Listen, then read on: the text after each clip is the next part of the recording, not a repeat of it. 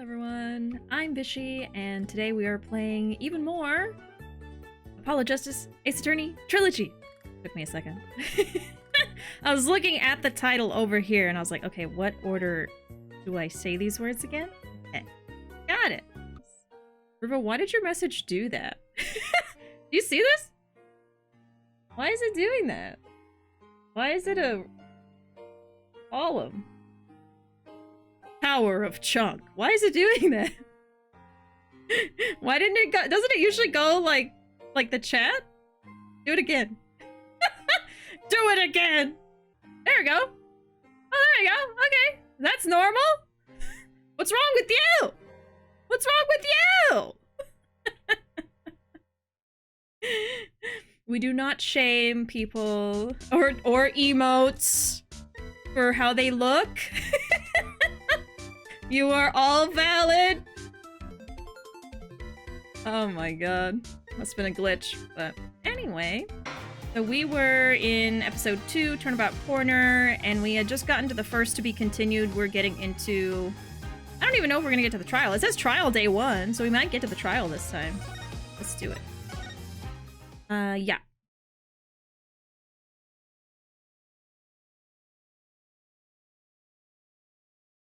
Oh, we're already here. Okay. You know, I really thought I was gonna get like another day to investigate, but they're just throwing me in. Okay, I'm gonna get my notes out. I very obviously need my notes now. Oh god. I hope I wrote down enough. I have like 4 sentences, so I don't know how it's gonna go. I don't know. Oh god. Oh, sorry, I meant to read out this message earlier because it was so funny. Phoenix Wright, Short Kings, and Dilfs. That's what this game has been so far.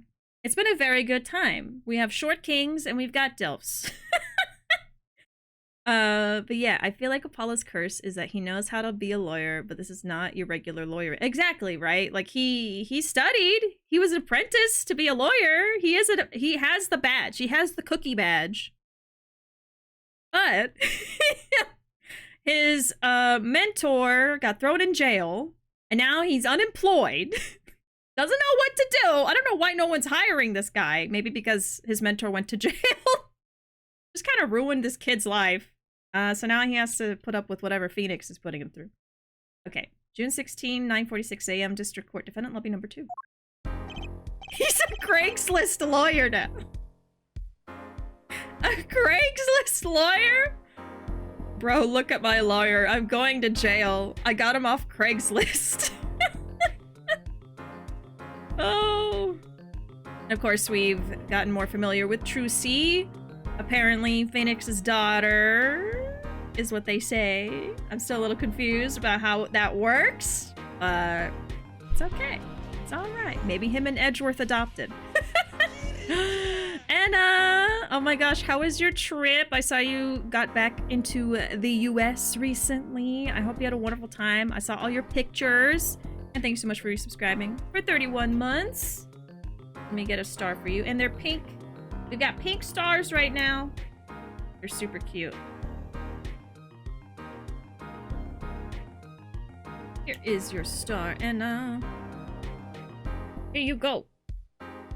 Gotta back up a little bit so it focuses. Got you a bird. Yeah, I'm looking forward to seeing a gachapon bird. I can't wait. I can't wait. I need it now. No, I really, really appreciate that, Anna. That's very sweet of you to get me something. I appreciate you thinking of me while you're on your vacation. It's very sweet. I can't wait to see it. Yeah, welcome in. I'm playing this right now, too. Amazing. I'm sure you're much further than me. I don't know. Are you? We're only in case 2 right now. I've only streamed this twice. I'm kind of behind. I've been playing more Infinite Wealth than Ace Attorney. How far are y'all in Infinite Wealth, by the way? Let me know. I am in chapter 4, I believe. I'm playing more tomorrow. Alright. Huh. Mr. Wright's not here today? He said his old foot injury was acting up. Old injury? He was all smiles yesterday.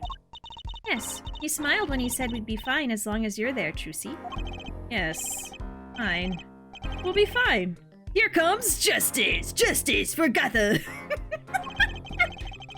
I started my voice training at 5 this morning. I forgot he does that. Ooh, do some now. I want to see. Here? Huh? Oh, okay. My name is Apollo Justice and I'm fine! That sounds more like a self-mantra than voice training. I'm fine. I'm fine. You know what I'm saying? Oh, here he is. I was like, who's speaking? Who is speaking? Playing the DLC right now. The DLC for Infinite Wealth? Oh, okay. Still in Chapter 3 because I went to Japan, but now I'm so ready to play more. Okay. So I am further than you. I just wanted to figure out, like, who was ahead of who. So I can watch your stream, but you can't watch my stream. And we're just gonna go back and forth, back and forth. But yeah, I hope you had a wonderful time in Japan. I can't wait to go. DLC for Infinite. Okay. Working on that DLC. Ah, good morning. What voice did I give him? Oh my god, I don't remember. I do love his outfit though, I have to say. Impeccable fashion choices. This is our sacred Yakuza dance. A push and pull. Like a tango. Yo, sup? Hit me with the guilty verdict, G. See if I care. Something like that. You just hang loose and let things go with the flow. You know what I'm saying? Not really. I love that his name is Walkie Talkie. Amazing. Walkie, don't be running your mouth like that in here. See, that's the difference between me and you, old man. I ain't afraid of no cops. Real G's can't keep it real till they spend some hard time in the pen. You have absolutely no idea what you're talking about. Sounds like they've both been voice trained too, Apollo. My worst fears realized. The trial's starting and I still haven't had a real talk with my client. That's true, we barely even spoke to him. June 16, 10 a.m., District Court, courtroom number 4. Court is now in session for the trial of Walkie Kitaki. Oh yeah, it's Walkie Kitaki, not Walkie Talkie, but you know, that's the joke. Speaking of Yakuza, this... I know. Oh no! The event was sold out. Oh my god. But you tried to go. You tried. I guess I can believe it being sold out, you know? I'm so sorry you didn't get to go. That would have been amazing. The photos would have been amazing. Okay, you got a lot of other amazing photos. Went to Nishiki Market. Nishiki! Did you point at a fish and say, oh my god, it's him? Oh my god! In the flesh! They got Nishiki! Sorry. It is now in session for the trial. I did! Oh, amazing, amazing. The defense is ready, Your Honor. Oh, yeah, this guy. Clavier. Clavier. Ready to rock and roll, Herr Judge. Oh, it's him! The guy from yesterday. He's a prosecutor? It's Mr. Gavin's brother. Long time no see, Prosecutor Gavin. Were you taking a leave of absence? You know that little band I started in my free time? Thing is, we got real popular. Hard to say 9 to your fans when 3 of your singles go platinum, ya? I see. To be honest, I was a little concerned. I feared that you might still be distraught over that one trial. Not to worry, Herr Judge. I wouldn't miss this day in court for the world. It's funny because he's like sprinkling in German, so I assume that he is German. But I'm not doing a German accent, so it just sounds like he's throwing in random German for no reason. It's worth even more than VIP passes to one of my concerts, yeah? You need me there to do my bad German accent. Oh my god. Like, I can't do a German accent. I don't know what that would sound like. The only thing that I can do that's like a German accent is like, oh my god, like the little, oh my god, what's the joke? It's like a meme of like a little German boy that's like going into precarious situations and he's like, oh my god. He's scared. I don't know the setup. I don't remember. Those are like the only things I can do with German accent. I can't do it with this text here. It's worth it. No. I'm stopping. It's stop. I'm stopping. It's perfect. That's the only thing I can say is, oh my god. That's it. I can't translate that to this dialogue right here. So I won't. I'm not gonna put y'all through that. The terrible German accent. No, little German boy, don't go to court against Apollo Justice. Oh my god! His head is so sharp! Oh, my eye! Like...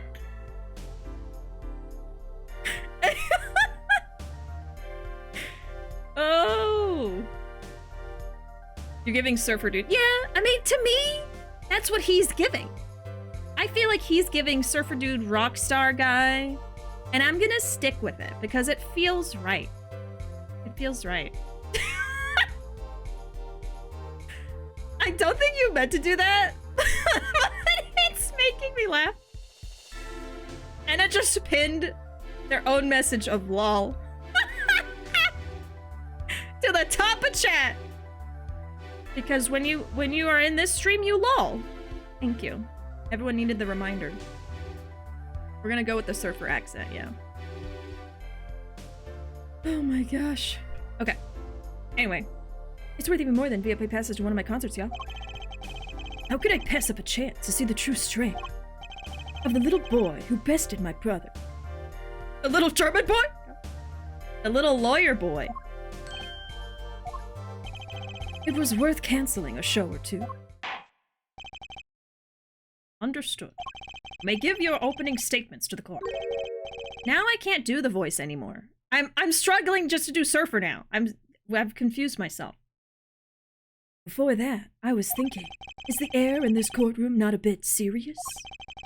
It is a court of law. That's no way to get the crowd jumping, Herr Judge. You're not supposed to jump. This is a courtroom. A-chung? A-chung? A-chung, baby! Today we play it my way. What's that noise? Sometimes you have to get on up in order to get down. To prosecuting. This is crazy. The victim, Pal Maractus, rector of the Maractus Clinic. The scene, People Park. He was found pulling a noodle stand. What in the world was a doctor doing pulling a noodle stand? Yes, I believe you will only find that out by asking the defendant right here, right now. Because it's an undeniable truth that he shot the victim. What do you mean, undeniable? If you are to glare at anyone, Herr Justice, glare at the punk in the defendant's chair. His crime was witnessed quite clearly, you see. Very well. Please admit this witness to the court. Okay, but the animations are very good. 9. Not yet. First, there's a little matter to be cleared up. Do you talk without the accompaniment? And I love how he's doing an air guitar, but everyone is hearing a guitar, for real. I swear I could see the guitar for a second. Oh my god. Just say it. What is it, Prosecutor Gavin? The motive, Herr Judge. Why did the little punk do it? Why did he kill the director of the Maractus Clinic? Objection! Not so fast. The defendant doesn't have to explain that. Oh, but what if the defendant specifically requests to do so, as he did this morning? I want to give a shout out to all my homies, I believe he said. What? What is right? They always say that on stage. You should hit the crowd with speed and ferocity. Sounds like he got you good, huh, Polly? Whose side are you on, Trucy? Well, this is highly unusual, but court will now hear from the defendant concerning his motive in the crime. He's just that good. He's just that good at guitar. You'll hear it even if it's not there.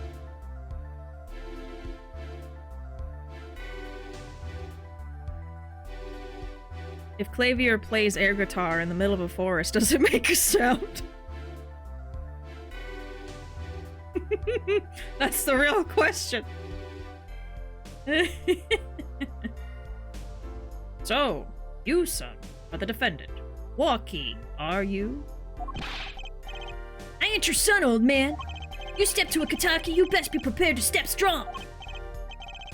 You step to a public official, you'd best be prepared to step into jail.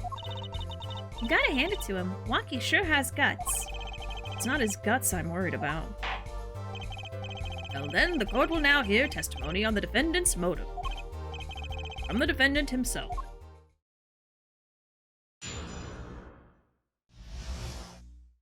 Waki Kitaki's truth. Speak your truth, Waki. I'll tell you one thing. That doctor was a quacker. Someone had to show him what's what. I was in his clinic about half a year ago. He messed up my op something bad. And then he just lets me go without a word. See ya later, bye. So I gotta go in, get another doc to patch me up again. That was the day I done figured it out. No OG's gonna let that pass. That's why I went to his pad that night. Know what I'm saying?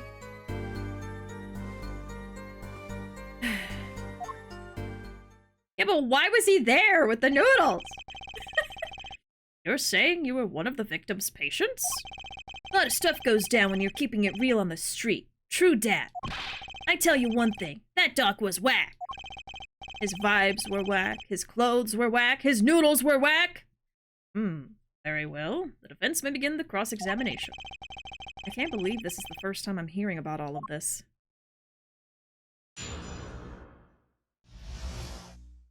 Waki Kitaki's truth. Okay. I'll tell you one thing, that doctor was a quacker. Hold it! I think I'm going to save my game before I mess up and don't have a save. Okay. First of all, the word you're looking for is quack. And isn't that a little harsh? He's your family doctor. Who asked you, pointy locks? Just who do you think you are? Your lawyer?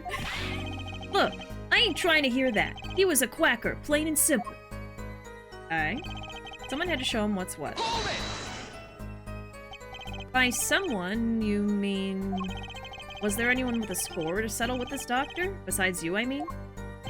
You better ask somebody else, Holmes. What do I care? I made up my own mind and did what had to be done. Straight gangsta style.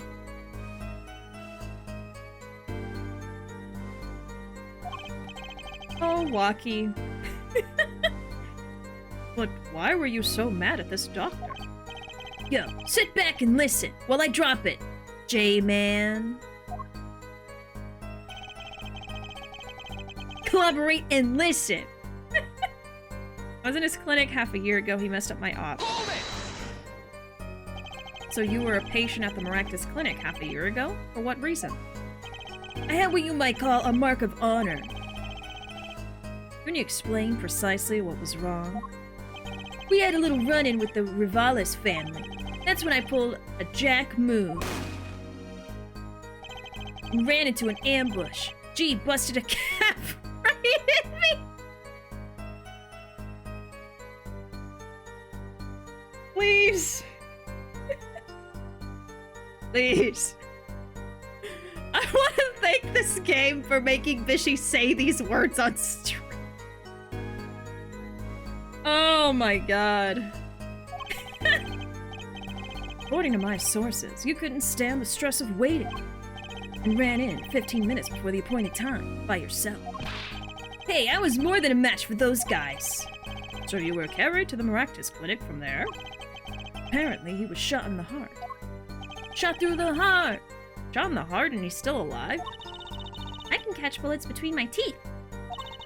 But I never learned how to catch them with my heart. Okay. That's nice, sweetie. I'm just patting her on the head. That's nice.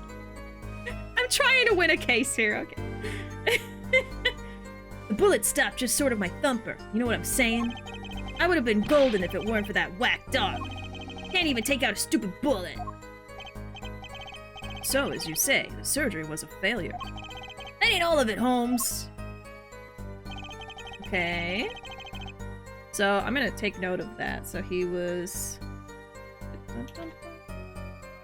Milwaukee was a patient of the victim. I think it was 6 months ago. Because he shot at the heart. So then how did he What did he say? How he messed it up?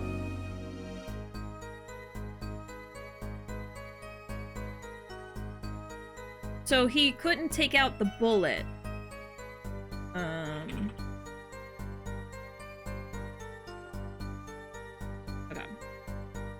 Okay.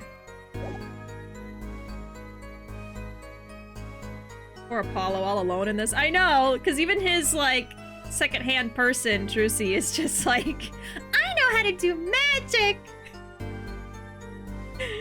She said she could catch them with her teeth. Yeah, I think it's like a magician thing, you know? Everything she says is about magicians and magic. So I just assume that's what she means. Okay, then he just lets me go without a word. What do you mean he just let you go without a word? What do you think it means? It's whack, that's what. I'm not sure what that means, but it sounds bad. It sounds as though Herr Doctor wished to hide his mistake. This is why he let the defendant go. He's a liar, straight up. He's a badder G than me. I gotta go in and get another doc to patch me up. So this bullet is still... You know it! I can still feel it! Right there in my chest, pressing up against my heart! Your words are like a bullet shot straight into my heart. Or something to that effect. Incidentally, that's from one of our hit singles. Well, that sounds like a straightforward case of malpractice. Word, J-Man! Weren't no accident, that's for shizzle. Seems that there were issues with this doctor. Man, putting him down was like doing the world a favor. Waki, please consult your lawyer before saying things like that.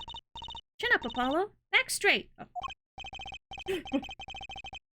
But why did this mistake only come to light that day? It was found during the family health checkup. The family checkup? That was the wackest thing of all. All us G's lining up, taking eye exams and all that. Better to die young than fade away. Zoy. A relief to hear. Huh? What's a relief? Oh, did your father not tell you? That bullet you carry so close to your heart, if not attended to immediately, it could kill you. What? Yes, Herr Dr. Maractus had knowledge concerning this ticking time bomb in you. Knowledge that could have saved your life. No way! That's whacked! Like, he doesn't know what the words he's saying means. You can really tell. Heart is Herz in German. Like the ketchup? That's Herz. Is it? That's probably the most American thing I've ever said. You know in another language that heart... No, it's Heights! Never mind! There is proof. Your checkup report. No, that just kind of added to how American that was, because one, I associated something with, like, a condiment, and two, I was wrong. That hurts. Oh no. There we go. Sorry, my sound effect wasn't working. I literally was, like, doing this. It wasn't working. Okay. Wookie's checkup report added to the court record. We're gonna look at that. Right now. Wait, that's wrong. Here we go. So we never got those slippers. I'm assuming we don't need it. Can I just look at the stand? I can just look at the noodle stand? Okay, I don't think I've looked at it yet. We looked at it in person. 3D render of the noodle stand. I don't think there's anything to look at. I can zoom in. La la la la la la la la. There's also these underwear. Oh, yeah. I knew it. These bloomers sure have a distinct design. You certainly know who they belong to at a glance. That way, she doesn't have to write her name on them. Genius. I would think writing your name would be easier than drawing a plum blossom. Yeah. Those are hers. And then results from a checkup performed in June. Metallic object found near heart. Walkie-talkie, age 19. Report from June 14. A metallic object found near heart. Urgent exam needed. Okay. How ironic that you would kill the one man capable of helping you. You're almost as careless as he was. Ah, ha ha ha ha. Well, now that the place is hopping, let's get this gig started. So, started? We've had enough of a warm-up act, yeah? Time to hear from the witness. Lucky sure is quiet all of a sudden. I'm a little uneasy myself. Is this Gavin's strategy? Hello?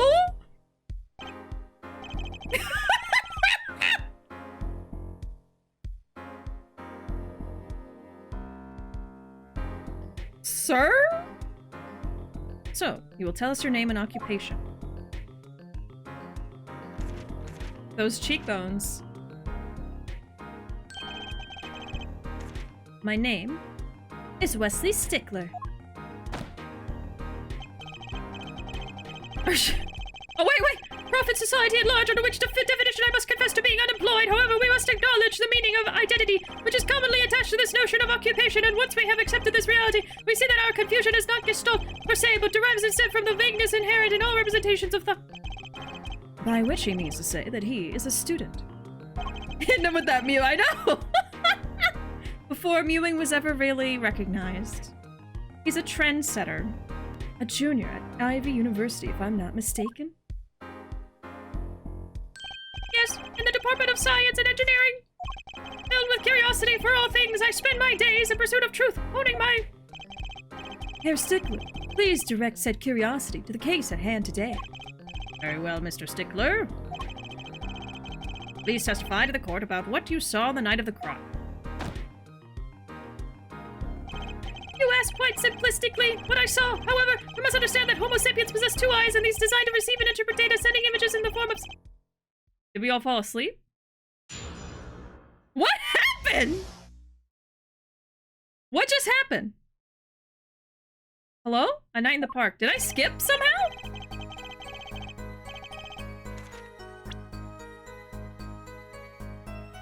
What? Was that supposed to happen? That was really weird. The game skipped his rambling. Yeah, it was just like... It's never done that before. I thought I made a mistake. I thought I pressed something. It was a fade to black. Yo, no! No! Oh!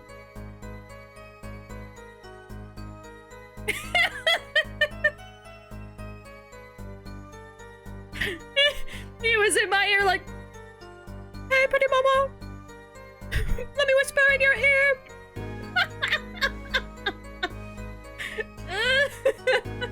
At night, I passed through the park on my way home from shopping when I saw them. I don't know why I'm doing this voice.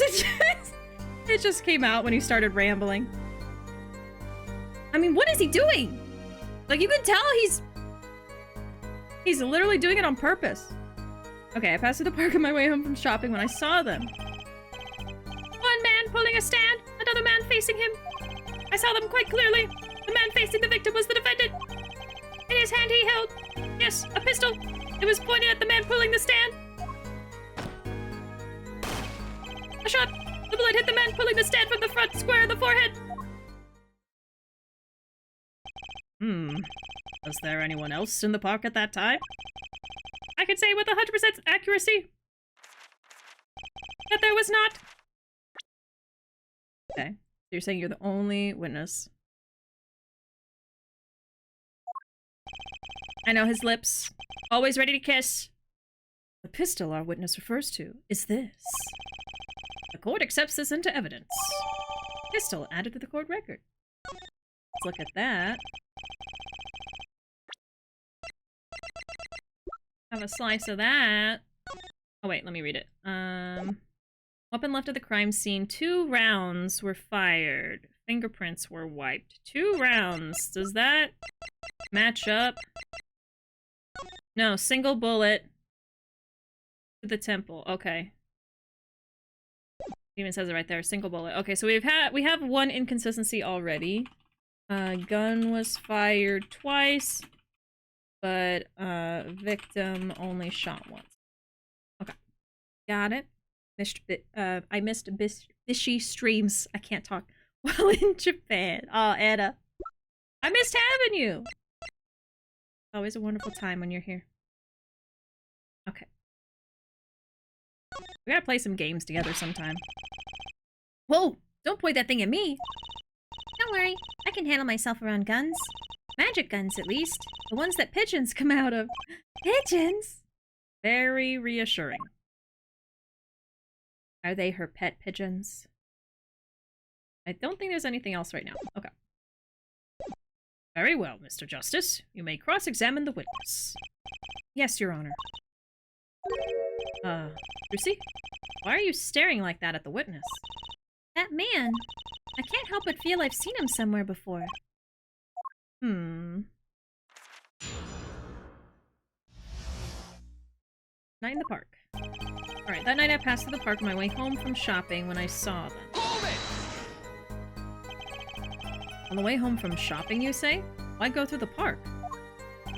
Oh, a fascinating inquiry, revealing me culpable of being insufficiently verbose. Let us consider the time saved by passing through the park on the way home from the store. In that time, I am capable of solving 2 GMAT problem sets. On average, it requires me 3 minutes, 24 seconds. Ergo, the time to complete 2 is on average 6 minutes, 48 seconds. However, in the case that the questions are in the verbal category, admittedly not my... That's enough. Enough! I get the idea. Mr. Justice, the court hopes to finish cross-examination sometime this month. That's not our fault! It's not our fault it keeps yapping! Please, I have a recording booked after this trial. And I've got a show to perform. Gee, sorry you're all so busy. One man pulling a stand, another man facing him. Hold it! Were these men talking by any chance? Ah, now that you mention it, they were, though I cannot claim I heard them clearly. Okay, hold on. I am gonna do something. I think we're gonna bump down the volume a little bit. I feel like it was a little loud. But y'all let me know if it's if it was fine and now it's too quiet or something. But for me, it's loud. So I feel like it's loud in general. Let me know. Now that you mention it, they were, though I cannot claim I heard them clearly. Only fragments, such as you lied to me. Oh, and I'm gonna give you a taste of your own medicine, pal. Sounds okay now? Okay. It's just as our defendant claims. I believe he wished to teach the victim what it felt like to take a bullet in the heart. If that's true, then this is a vital piece of testimony. Sounds like he heard them clearly enough to me. Might I be allowed to amend my testimony already? What now? To be precise, he did not say pal, but man. Yes, that was the way of it. I swear it on my diploma. What's the difference? And this other man, who was he? I saw them quite clearly. The man facing the victim was the defendant. Hold it! How can you be so sure it was the defendant? The crime took place at night. It would have been too dark.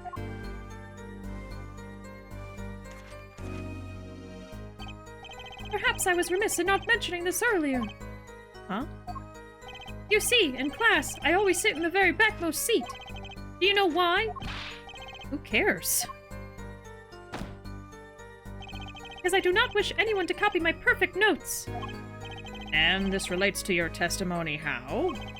I mention this to illustrate my predisposition to that which is perfect. It was dark, you say, yet there are lights in the park. If I say the defendant was in the park that night, then he was in the park that night.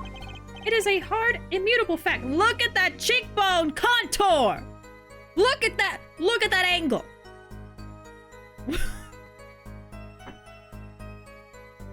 Why is he mewing constantly? I don't understand how he's talking through that. That's why I'm giving him this voice. I'm like, hello. I feel like that's the only way you can speak. That is good though. That is. Yes. Yes, serving valedictorian. A hard immutable fact. Okay. He sure is confident. He seems to be telling the truth, too. Unfortunately for us. In his hand, he held a pistol. It was pointed at the man pulling the stand. I feel like he wasn't holding the pistol. I think he was holding the knife. And then something happened. Hold it! Are you sure the pistol you saw is the same as the one just submitted as evidence? Am I sure? Surely you jest. Or so a common witness would be tempted to say. Huh? Yet I am no common witness. I see not only events as they are, but the logical structure governing these events. First, we must consider the fact that it was night in the park, which has indeed restricted my field of vision due to insufficient levels of illumination. Now, if we consider that the pistol, let us call it Object A, was indeed shrouded in darkness, it becomes difficult to say with certainty that Object A was indeed Object A. I think he means he couldn't see it that clearly. My badge for a normal witness. Yet the fact that a pistol was fired before my eyes is indisputable. I can still see it when I close my eyes. The defendant raised his weapon. A shot. The bullet hit the man pulling the stand from the front. Square in the forehead. Is that accurate? No, it was to the temple, wasn't it? Yeah, the right temple. Okay, so there's our inconsistency, at least for this one. On the last one. Okay, we're gonna press first anyway, but there's our contradiction. Are you absolutely certain only one shot was fired? Yes, of course it was one shot. Why do you ask? Aha. Contradiction. Finally. Mr. Stickler, according to the court record, the pistol was fired twice. A clear contradiction. Good eyes, Herr Justice. You're cool. Real cool. Eh? You really think so? Oh, Apollo! Yeah, there is no reason why this other shot had to have been fired that night. Meaning? This pistol came from the Kitaki family mansion, yeah? I think it's not unreasonable to assume the pistol had been fired once before that night. During, perhaps, another altercation. Ugh, he's got a point. Judging from his smug expression, I'd say Prosecutor Gavin had that answer ready before you even spotted the problem. Seems pretty confident in his testimony. We always make the biggest mistakes when we're our most confident. He's got a weak point somewhere, Apollo. Find it. Right. Better give that testimony another listen. Yeah, so that was like the obvious contradiction, which he immediately passed off as fine. But I see this one. So we're gonna present the autopsy. Objection! There we go. Phew. That's all of it. I think I have a chance. Is that you? Relaxing, I see, Herr Justice? Huh? Oh, objection! He didn't even object! His name is Stickler. Yeah, a stickler! Like, that was not even like a pun. It's just literally what he is. Hit him with that autopsy report. Does he have a full name, though? Wesley Stickler. Is the full name a pun? We slay Stickler. What? I don't know. I think it's just Stickler, and then Wesley is the normal name. I don't see anything else about it. Okay. Hit him with that autopsy report. Objection. Once is quite enough, Mr. Justice. Hello. Pace yourself. This trial's not over yet.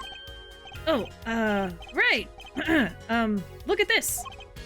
The autopsy report? Is there a problem with the autopsy report? Right, a problem.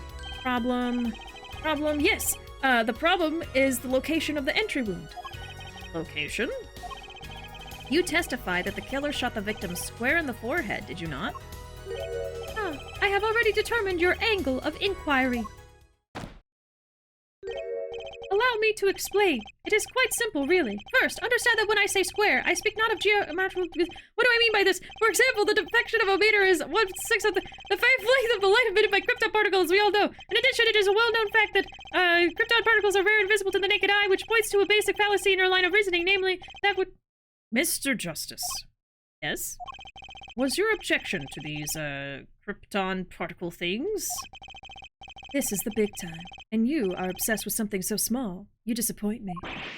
No, I'm obsessed with something big. I mean, there's a bigger, less nitpicky problem here. Do tell. Just look at the autopsy report. Location of the entry wound was the right temple. The temple? Mr. Stickler, you said quite clearly that the victim was shot square in the forehead. That's a contradiction. Isn't it? Right? I think so. It is, right? Finally. Objection! Apollo is so mean. I'll be like, I think it's that, right? Somebody, right? I think. Hair Justice. Oh, Hair Justice. Yes? Your tactics are outdated. Trying to shake the witness by objecting to trifles? Surely you haven't forgotten the fatal wound your master suffered 7 years ago. Phoenix Wright, was it? Look, I know the wound was in the wrong place according to this testimony. Yerk. What is going on? Sir, your eyeballs are wiggling. Sir, your eyeballs. How are you doing that?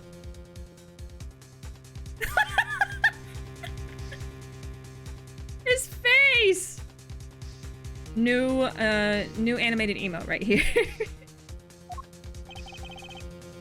I can't wait for him to snap and drop the mute. I know, I want to see what he looks like. Hey, Hair Forehead. Forehead? Let us imagine you are walking through the park. You see two men facing each other, one with a pistol trained on the other. What would you do, Hair Forehead? Well, I guess I would try to stop them. I'd probably shout stop. And you, Fraulein? Me? Little old me? Well, I'd probably scream, ah! And you, Hair Stickler? What did you shout, I wonder? If the victim turned his head at the last moment... Oh. Oh. Ah, yes. Thank you for jogging my memory. Sounds like an addendum to the testimony is required.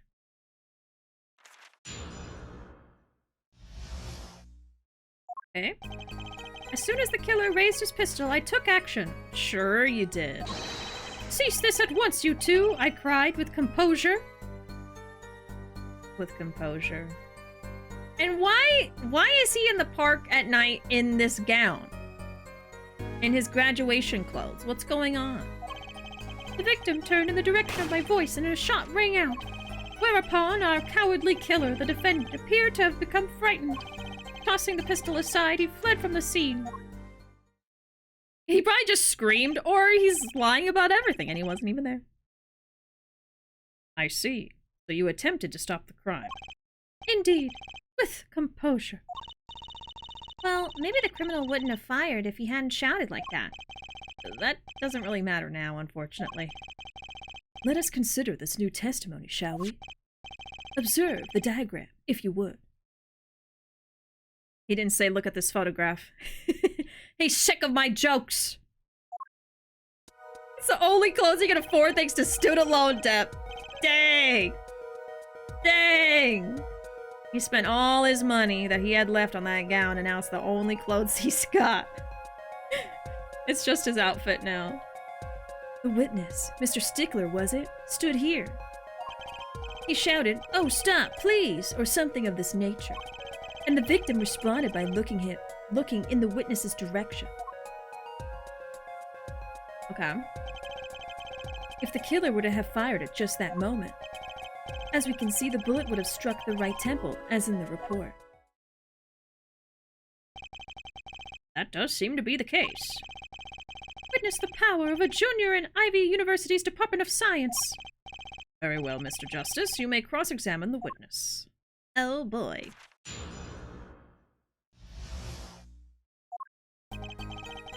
Okay, as soon as the killer raised his pistol, I took action. So you saw a raised pistol. Weren't you frightened? It can be said we students of Ivy University know no fear. The moment I saw that pistol, my inner sense of justice compelled me to take action. That was certainly brave of you. You might have gotten shot. Huh?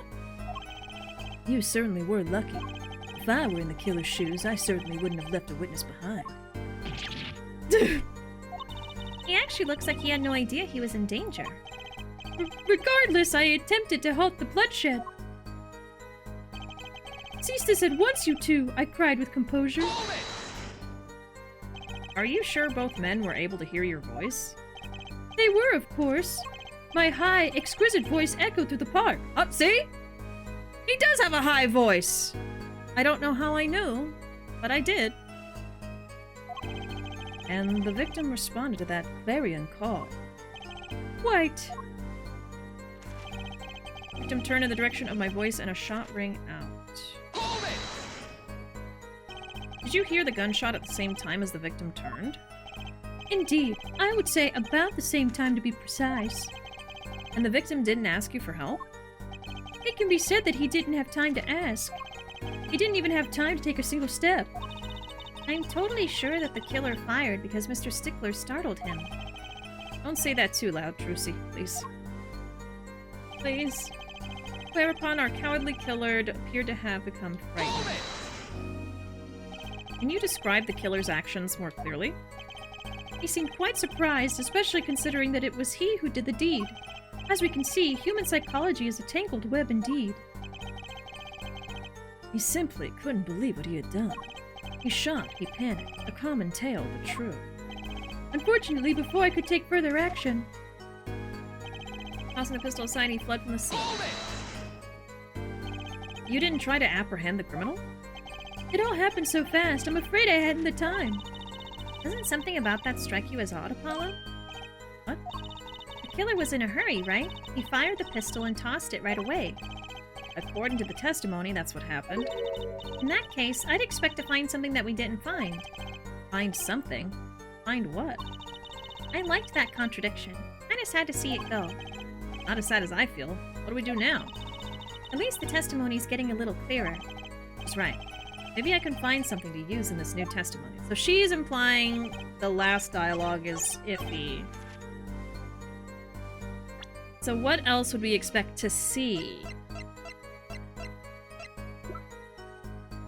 Oh, fingerprints on the gun, maybe? He wouldn't have had time to wipe the fingerprints. Okay, I think that's what it is. So I'll probably just show the pistol.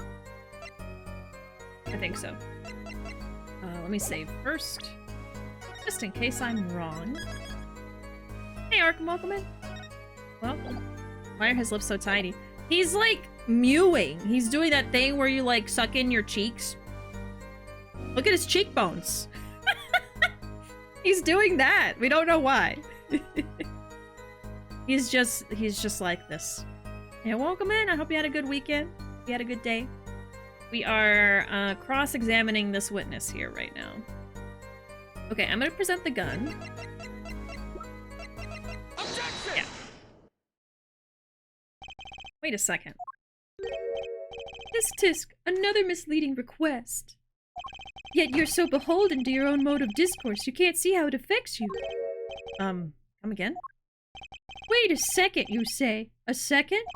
Are we intended to wait just that, a single second, 1/60th of a minute? That's hardly enough time to draw a breath, let alone make a statement in court. Oh, brother. Now, had you asked for a longer period of time, say 3 minutes... Mr. Justice. Yes, Your Honor. Am I to understand you are objecting to the length of a second? Yes. I mean, no. Here, just look at the pistol. It doesn't have a single fingerprint on it. A common ploy, made all the more common, I fear, by the prevalence of television. Criminals these days are loath to leave fingerprints. Wait, but you said the killer tossed the gun and ran. That's right. He didn't have time to wipe the gun for prints. Oh! Oh! Ah, the little girl sticking it to the university student. There's a song in there. I'm not little. Then let's think like adults, shall we, Fraulein? Huh? What if the killer, the defendant, was wearing gloves? I admit, I didn't think of that, Apollo. Great. Mr. Justice? the killer have been wearing gloves? No, because his prints were on the knife that was left there. So we're gonna say no. Spent my weekend playing Infinite Wealth and crying because of Infinite Wealth. Well, I hope you had a good time. Through the tears. But haven't finished it yet. Alright. Alright. Taking your time. I respect it. Okay, we're gonna say no way. The record of the murder weapon is very clear about one thing. The fingerprints were wiped, which means some trace of prints remained, which contradicts your testimony. Oh, that's not where I was going, but I was still right. If everything happened as you say it did, he wouldn't have had time to wipe the pistol.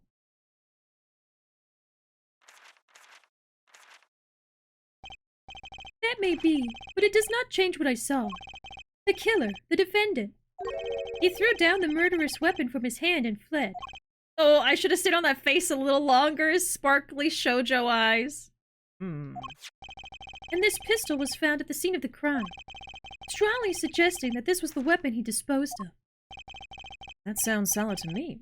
Well, Herr Forehead, any of your precious objections? What gives, Apollo? Let's see that voice training go to work. You know, I've only recently realized something. No matter how much you train your voice, it doesn't matter if you have nothing to say. What do you mean, nothing to say? Isn't it obvious from what the witness just said? Huh? Isn't what obvious? I didn't catch it!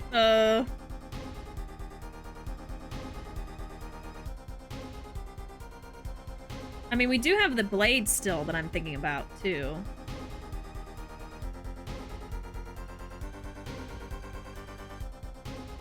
And maybe, but it does not change what I saw. Miller threw down the weapon and from his hand and fled. And this gun was found at the scene of the crime, suggesting this was the weapon he disposed of. Isn't what obvious? When he restated what he saw just now, he said he saw Waki drop a murderous weapon. But that's not the same as being 100% sure of what Waki threw away. Right. Right. He's just confused because a pistol was found at the scene. Poor Mr. Stickler. It must be hard to be so perfect and yet so wrong. Well, it can be said that I'm quite offended.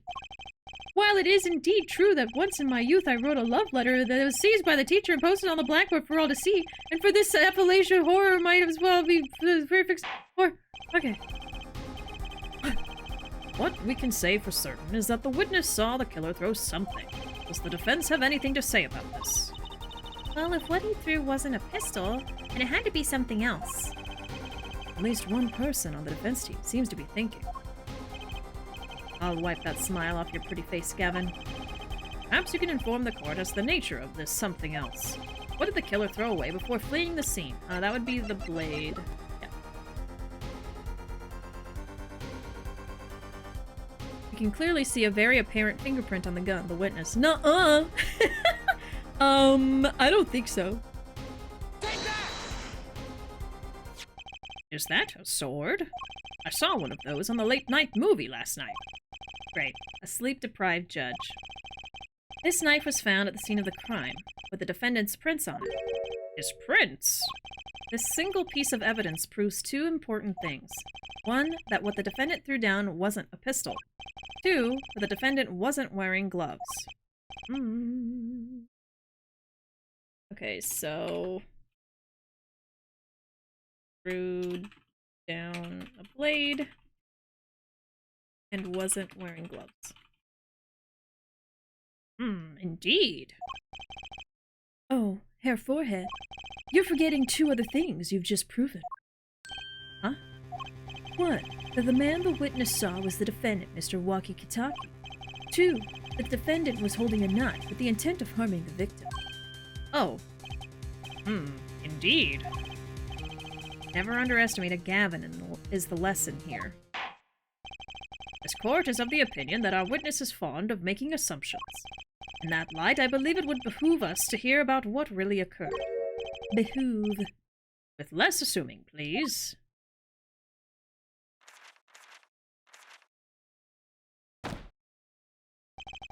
It is always the same with you people. Mark left the house on foot, and 5 minutes later his brother left after him. How long would it take for Mark's brother to catch up to him? Assuming that Mark never had to stop for a traffic light.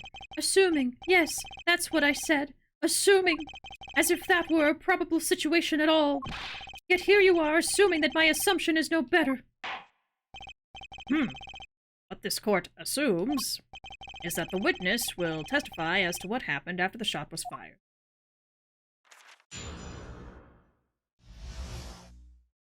From shot to call. I could not prevent the killer from leaving the scene, nor could I simply leave the scene in good conscience. Ergo, I used my cell phone to call the police. Until the police arrived at the scene 10 minutes later, I saw no one else. Why didn't you chase the killer? He was, as you say, a killer. Of course, I could have run him down, yet what would he have done when cornered? Sadly, it takes more than an aptitude for solving quadratic equations to know that. Did the testimony earlier not prove the defendant's presence at the scene? And do we not also now know that there was no one else there? It seems clear that we have our killer. Does it not? Does it not, Mr. Justice? I better find a way to take this testimony down quick. Alright. Let's press him! Do not prevent the killer from leaving. Which way did the killer run? By that time, it was clear the killer had noticed me. Naturally, he ran in the opposite direction. That would mean he ran in the opposite direction from the Kitaki mansion. Chum, don't even think about pointing out that he was going away from his home. All he had to do was loop back once he was out of sight. Ugh, how did he know that's where I was going? Justice for Apollo! Here! Here! Objection! Nor could I simply leave the scene in good conscience. You were certainly composed for someone who had just witnessed a killing. If one is to devote one's life to the pursuit of science, one must never flinch at the sight of a little blood, nor be so moved by a chemical discovery that one drops one's flask upon the lab room floor. Ooh, cool answer. Very cool. So nothing strange about how he acted. Lucy looks like she has something to say. So maybe she thinks that one is weird? Nor could I simply leave the scene in good conscience. I use my cell phone to call the police.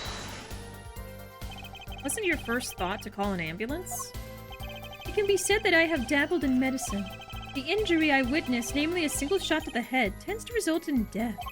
Ergo, there was no need for me to call an ambulance. Oh, a perfect syllogism. A proof in 3 parts. Exquisite. Simply exquisite. Yeah, I guess he always wears the graduation outfit. I don't know. He was wearing it at the scene of the crime, too. And now he's wearing it in court. It's his whole personality. He actually looks like he's gonna cry. She's still looking at me. Until the police arrived at the scene 10 minutes later, I saw no one. Can you tell us in detail about these 10 minutes? I stood in a state of heightened awareness. Anything could happen at any moment. Anyone could appear from any direction. Is that all? No one came. Nothing happened at all. I saw it all, which is to say, I saw nothing. It was late at night. It's not odd to think there would be few people around in the park. So he just stood there watching? Not much to go on there. Drucy, if you've got something to say, by all means, say it! Can't find a single problem with that testimony. Had enough at last, hair forehead. Maybe it's time to back off a bit? Back off? Like, what does that mean? Back off?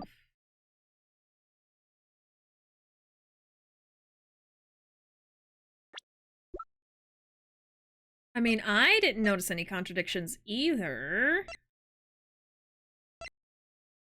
I'll say yes. There's nothing fishy about that testimony at all. Appears there are no objections to the witness's current testimony. There are any number of ways to explain the lack of prints on the pistol, I assure you. Perhaps the killer really was wearing gloves which wiped the previous user's prints off. Then, after the deed was done, this fell out of his pocket as he was throwing the gun away. A mistake befitting of a small-time punk, in my opinion. No. No! Did we lose? It seems we've come to the end of the line here. Oh, shit! No, that can't be all. How unfortunate. It seems that you weren't cut out to stand on the same stage as me. Were you, Herr Forehead? Oh, shit. I believe this brings the cross-examination to a close. This court will now declare a verdict for the defendant, Waki Kitaki. Hold it.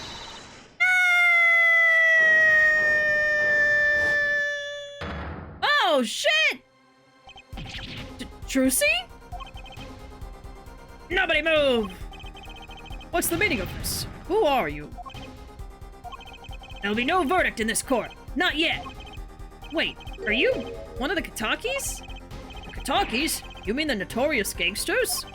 If you don't want to see me give the pretty little girl a new smile, do as I say. Adjourn the court for 20 minutes. What? But this court will not bow to pressure from the likes of... Herr Judge. I see little point in further aggravating this gentleman.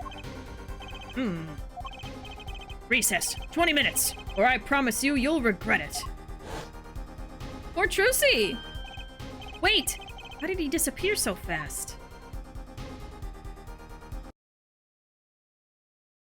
Come to the defendant lobby, Apollo! Okay. I suppose I have no choice but to adjourn for a 20-minute recess. Bailiff, catch that mysterious man. To be continued? My gosh.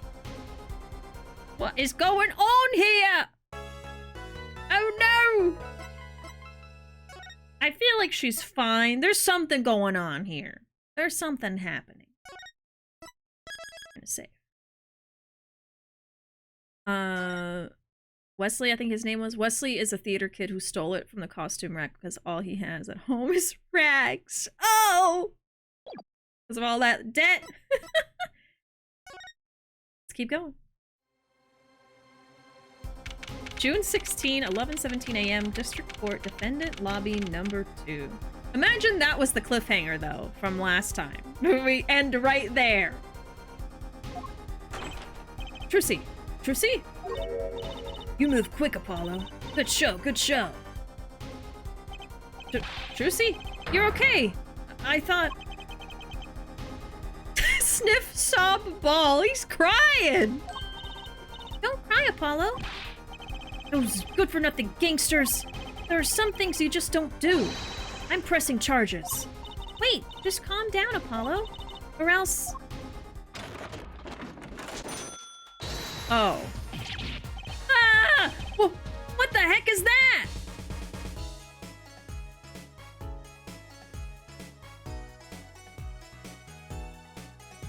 Trucy! And how did no one realize that was not a real person?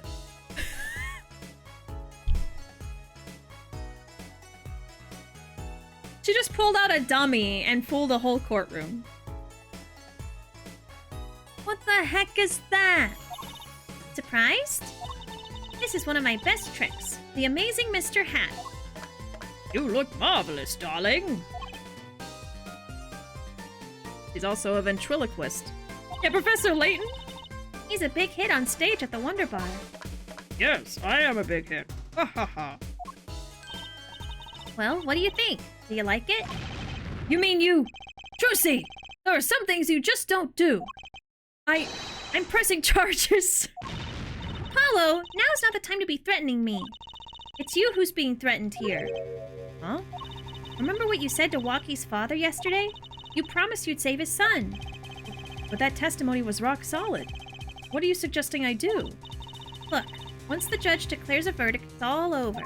If I can use my talent to stop that from happening, I will. Also, the things that these guards at the doors see and say nothing about, absolutely nothing about, like they just saw how she faked a murderer in the courtroom. And they're not gonna say anything. Takes a courtroom of dummies to fall for a dummy. Dang. I know, she could go to jail for this. What is she thinking? Juicy, no more staged abductions, please. I'm not talking about magic, Apollo. I know when the witness isn't confident. I can perceive what he's feeling. It might not mean anything, but it's all we've got. And see what he's feeling? Think back, Apollo. Think back to the times when there was a contradiction in his testimony. All the times. All the times there was a contradiction? Oh, I think they're going to talk about the body language thing. Well, I think I remember them, sure. There were 2 times when he made statements he wasn't confident in, and each time there was a contradiction. In his hand, he held a pistol. It was pointed at the man pulling the stand. Tossing the pistol aside, he fled from the scene. He said the man tossed aside a pistol, but it turned out he wasn't sure, and sure enough, there was a contradiction. Well, that's true, but how does that help us?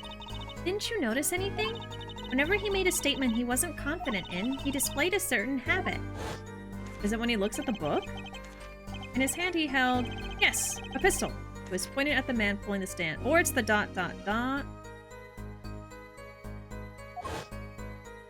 Oh? Did you see it? The very moment he said the word pistol, his fingers got all tense and he fiddled with the corner of a page in his book. Oh, that's really specific. How am I supposed to see that? Well, I could see it. How else do you think Daddy went 7 years without losing a game of poker? What? It's dramatic music. I always sat next to Daddy during big matches. I could see what his opponents were feeling.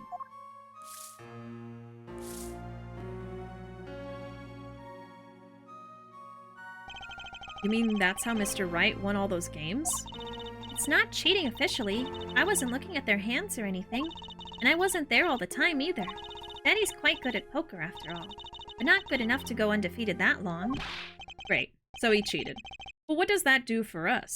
I mean, it's not cheating. Poker is literally about, like, having a poker face, and if you don't have one and you have a tell, the other players are going to notice that, and they're going to know whether you have a good hand or not, and use that in their strategy to win. That's a whole part of poker. That's a whole aspect of the game. So. He didn't use his daughter to cheat. That's what she was just saying, is that she wasn't always at the games and she did not look at the other players' hands. She's just saying that Phoenix was using body language in order to tell if the person had a good hand or not. Just literally poker. And so she's saying we need to do the same thing in the courtroom. It's like that girl who could smell people in judgment. I forgot about that. It's like that time when Kiryu was in the gambling hall and Haruka kept making the calls and winning. Oh, yeah. We always gotta throw in a Yakuza reference. I don't believe this. You have to listen to his testimony one more time. No, scratch that. You have to watch his testimony. Perceive the truth. Watch a testimony? Perceive the truth? The only thing I'm perceiving is that I'm gonna lose. Not true. Daddy said so. He said you have the power, Apollo. Mr. Wright said that? Well, if he said it, I believe it. Watch the testimony. Perceive his true feelings. Is she serious? Time's up. Sorry, I can't think of any other way out of this one, Apollo. What was that she said before the trial started? Huh. Mr. Wright's not here today? He said his old foot injury was acting up. He smiled when he said we'd be fine, as long as you're there, Juicy. Is this what he meant by us being fine? Well, methods aside, she did avoid one guilty verdict already today. Time to show this court what I'm made of. Get ready for justice! Poker's all about bringing your daughter to win your matches. No, you're right, actually. I'm not much of a poker player. I didn't know that was one of the rules. Let's do it. Apollo. You know, I'm starting to think I can do this. I knew you could do it all along. Oh, one more thing. Try to cover for Mr. Hat as best you can. I just flew in from the coast, and boy are my arms tired. Right.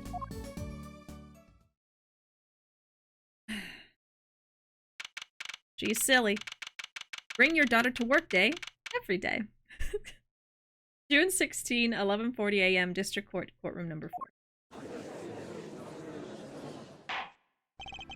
Court is now back in session. Right.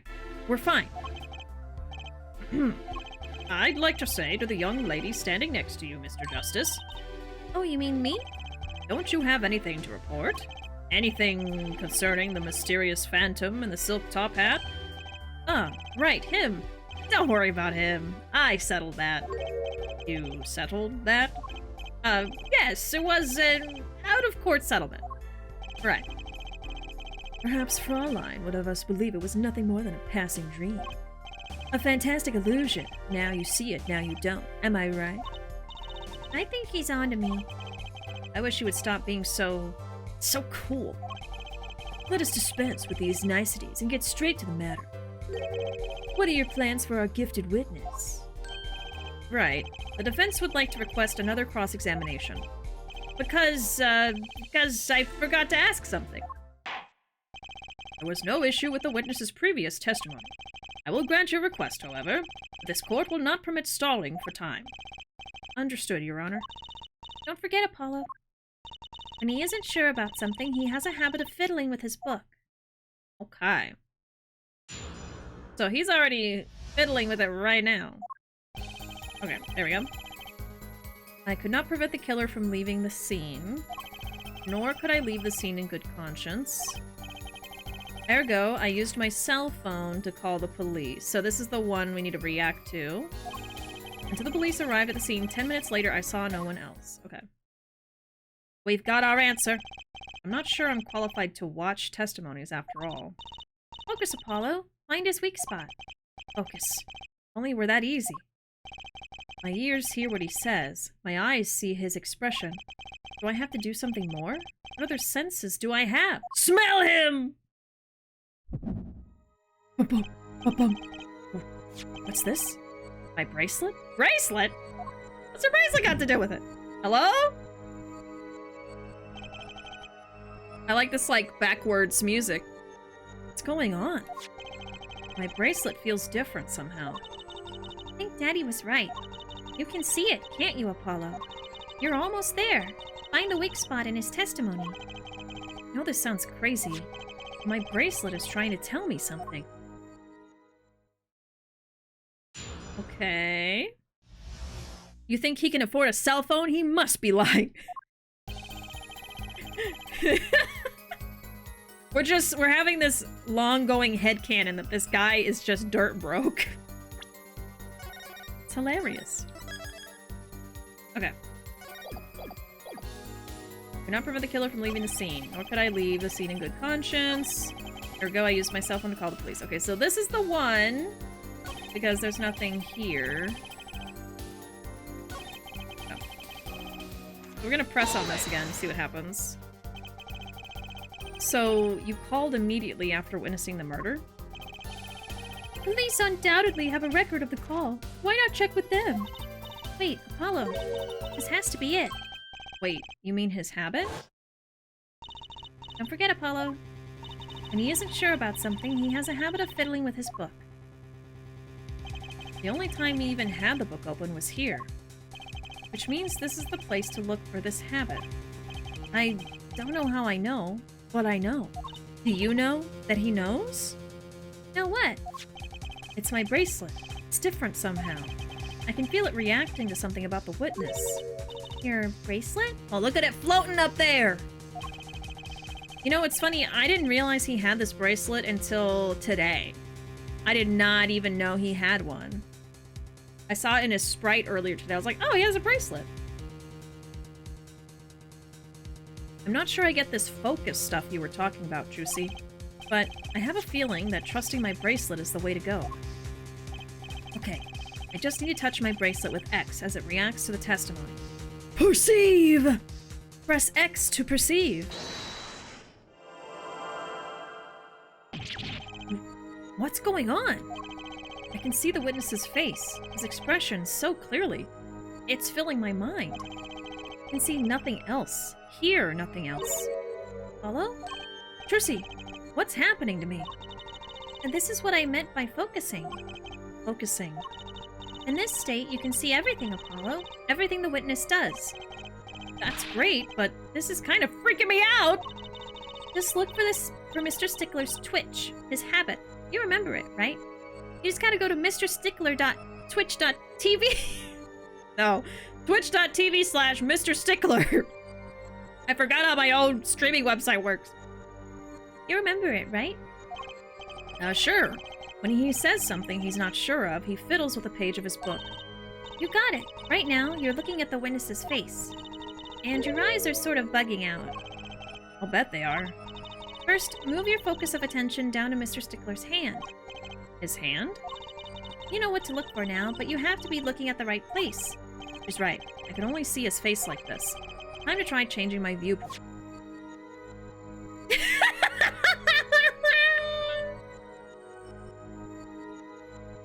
What is he doing?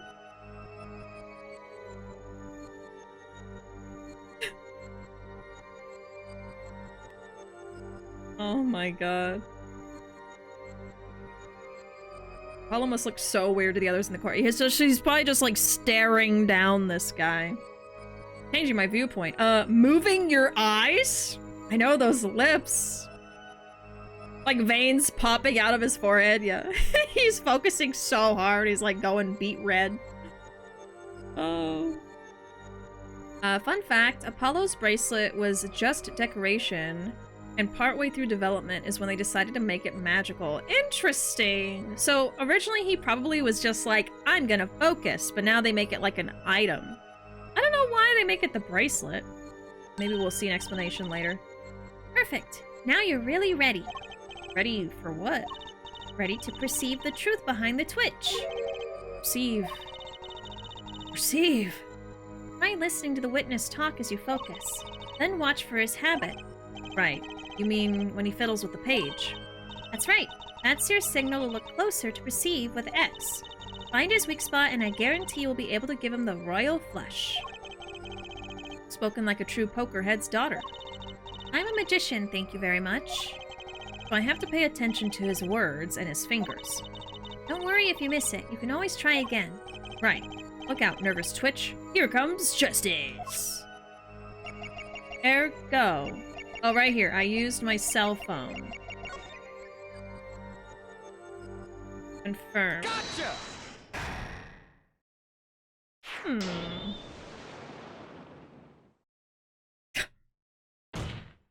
Jesus. I saw it. Just now I could see it.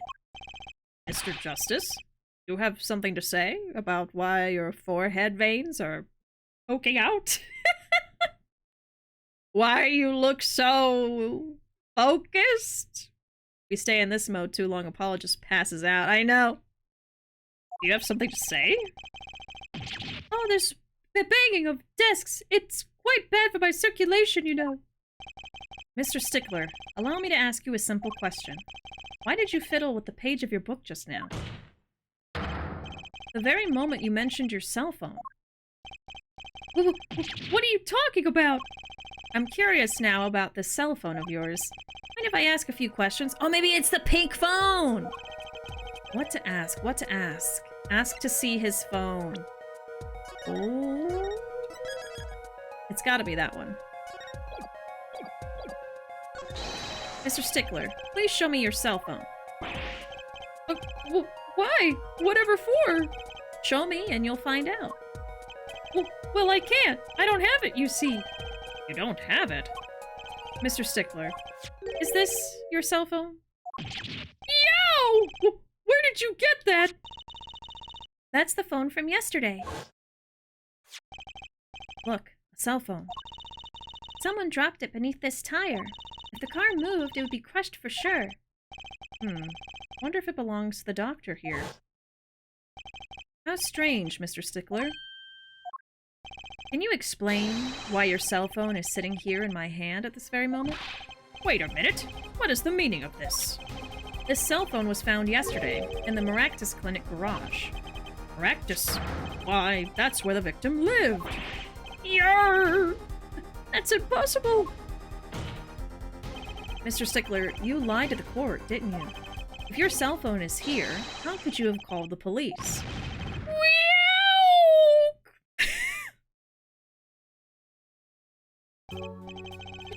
It's true. I didn't have my cell phone that night. That is why it can be said that I called the police from a public payphone. Look at his nose twitching, too. This face, I feel like he sounds like...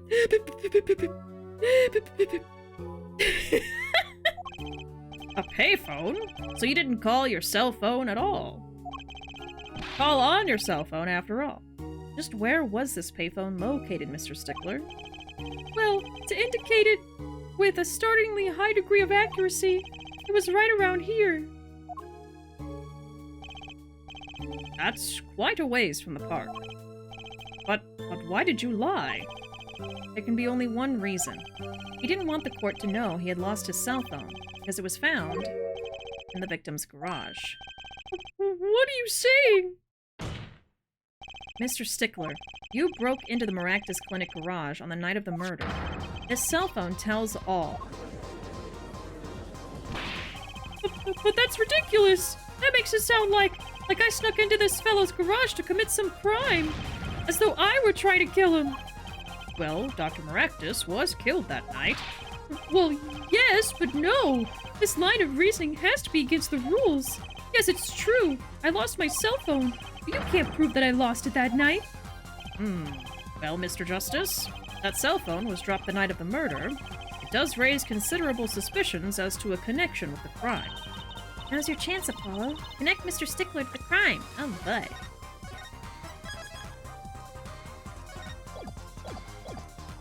Oh, he's already connected enough. I just have to prove it. Well, do I have a piece of evidence that can do the job? Can I prove the cell phone was dropped on the night of the murder?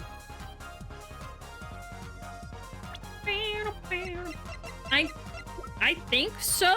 At least my line of reasoning is if it was not dropped the night of the murder, it would have gotten crushed because it was placed right in front of the tire. I guess we could just present the cell phone because it says beneath a car. So if it was not that night, it would have gotten crushed. Okay, I think we'll do that. Of course I have evidence. Ooh, I like your swagger, Herr Forehead. Hit it! The court will see this evidence, Mr. Justice. Hit it, as they say. The evidence that proves the cell phone was dropped on the night of the murder is... And if it's not that...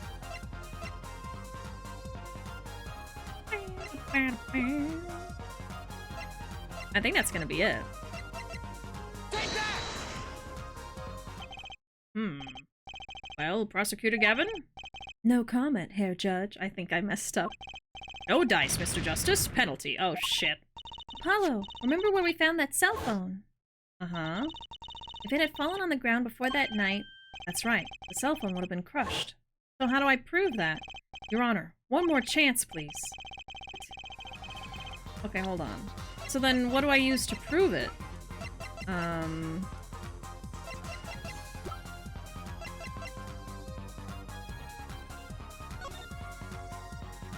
there anything new to look at on this thing?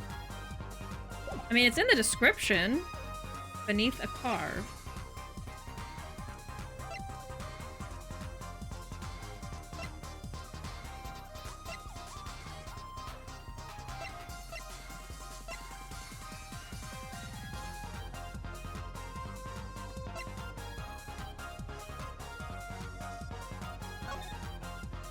I don't think I looked at this.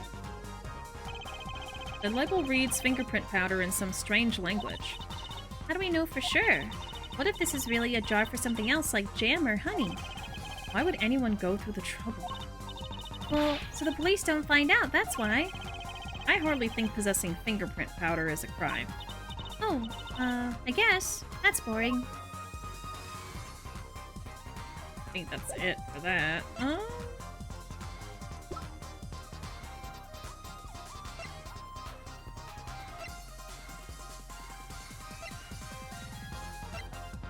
I don't know what else it would be if it's not the phone itself. But, I mean, the only other thing that has to do with the car is the mirror? I just don't see how that makes sense as evidence that this was dropped the night of the murder. Unless my line of logic is wrong and it's not about, oh, it would have gotten crushed otherwise, but that's what they keep referencing in the dialogue.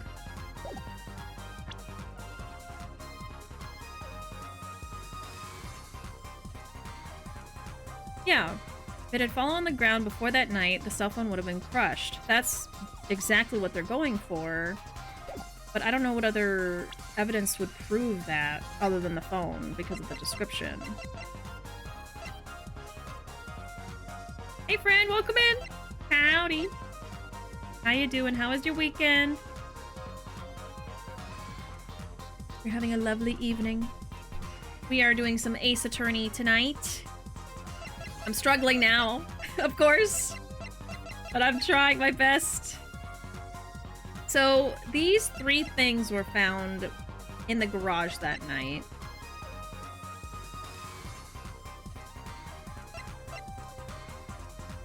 I just don't see how they would have to do with the phone. Not sure. I completed 5 parts of a 9-part Morrowind mod. Feeling pretty good about it. So, like, you've completed 5 parts of, like, the story? Is that what you mean? Hope everyone else is also feeling good. I'm gonna feel pretty good after I figure this out, I think. This is my first time getting stuck today. It's gotta be one of these 3 things, huh? So it's not the phone. Maybe I need to say I don't have evidence for it? Well, I've already said yes, okay. Proves the cell phone was dropped on the night of the murder.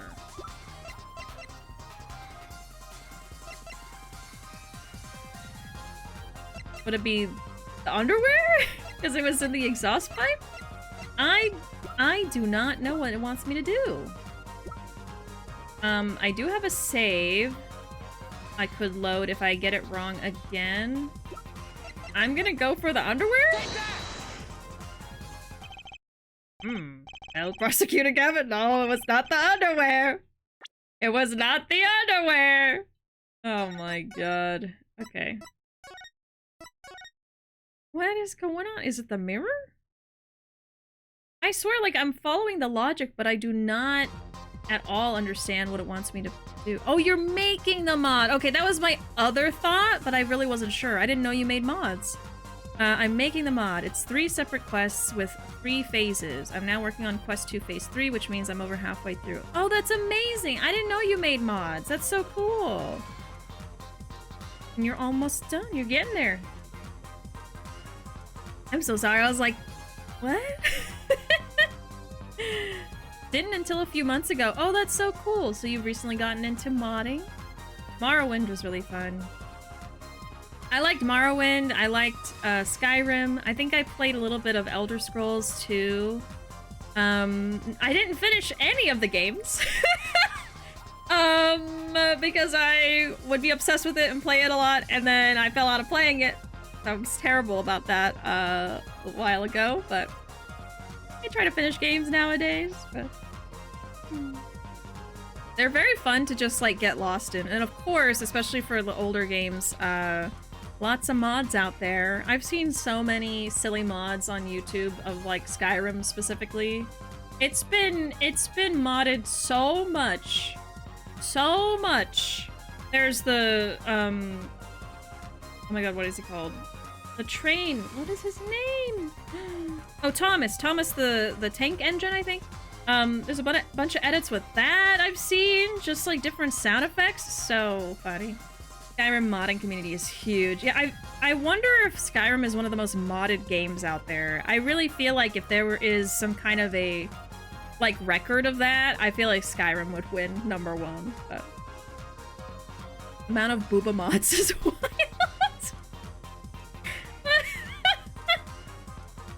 I don't know if I've seen those. Oh, The Sims too. The Sims would also be up there. Skyrim also does allow mods on console, so that helps. Right, yeah.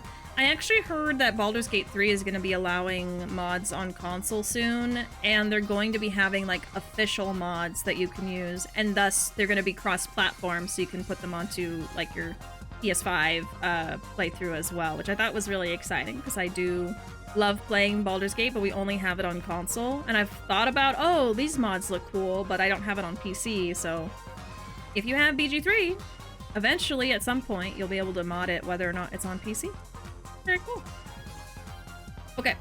Now's your chance, Apollo. Connect Mr. Stickler to the crime. Right, we've already... Right, I forgot I'm stuck. Okay. He's connected enough, I just have to prove it. So I have a piece of evidence that can do the job. Can I prove the cell phone was dropped on the night of the murder? I don't think I have evidence of that. I really don't.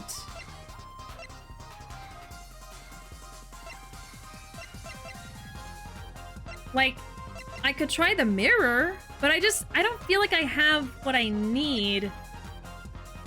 You know? Like, maybe I need a picture of the car. Like, I don't know. It just feels like there's nothing specifically that I can do.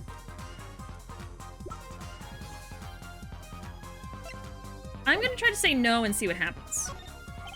Evidence. If only I had some evidence, it would make this whole thing a lot easier. Care to explain the lack of confidence smeared across your face, Mr. Justice? Oh, Herr Forehead. I think it should be clear by now. No evidence means no case.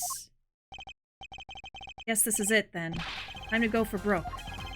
Okay, the evidence that proves the cell phone was dropped. Okay, never mind, never mind. Let me try the mirror, I guess.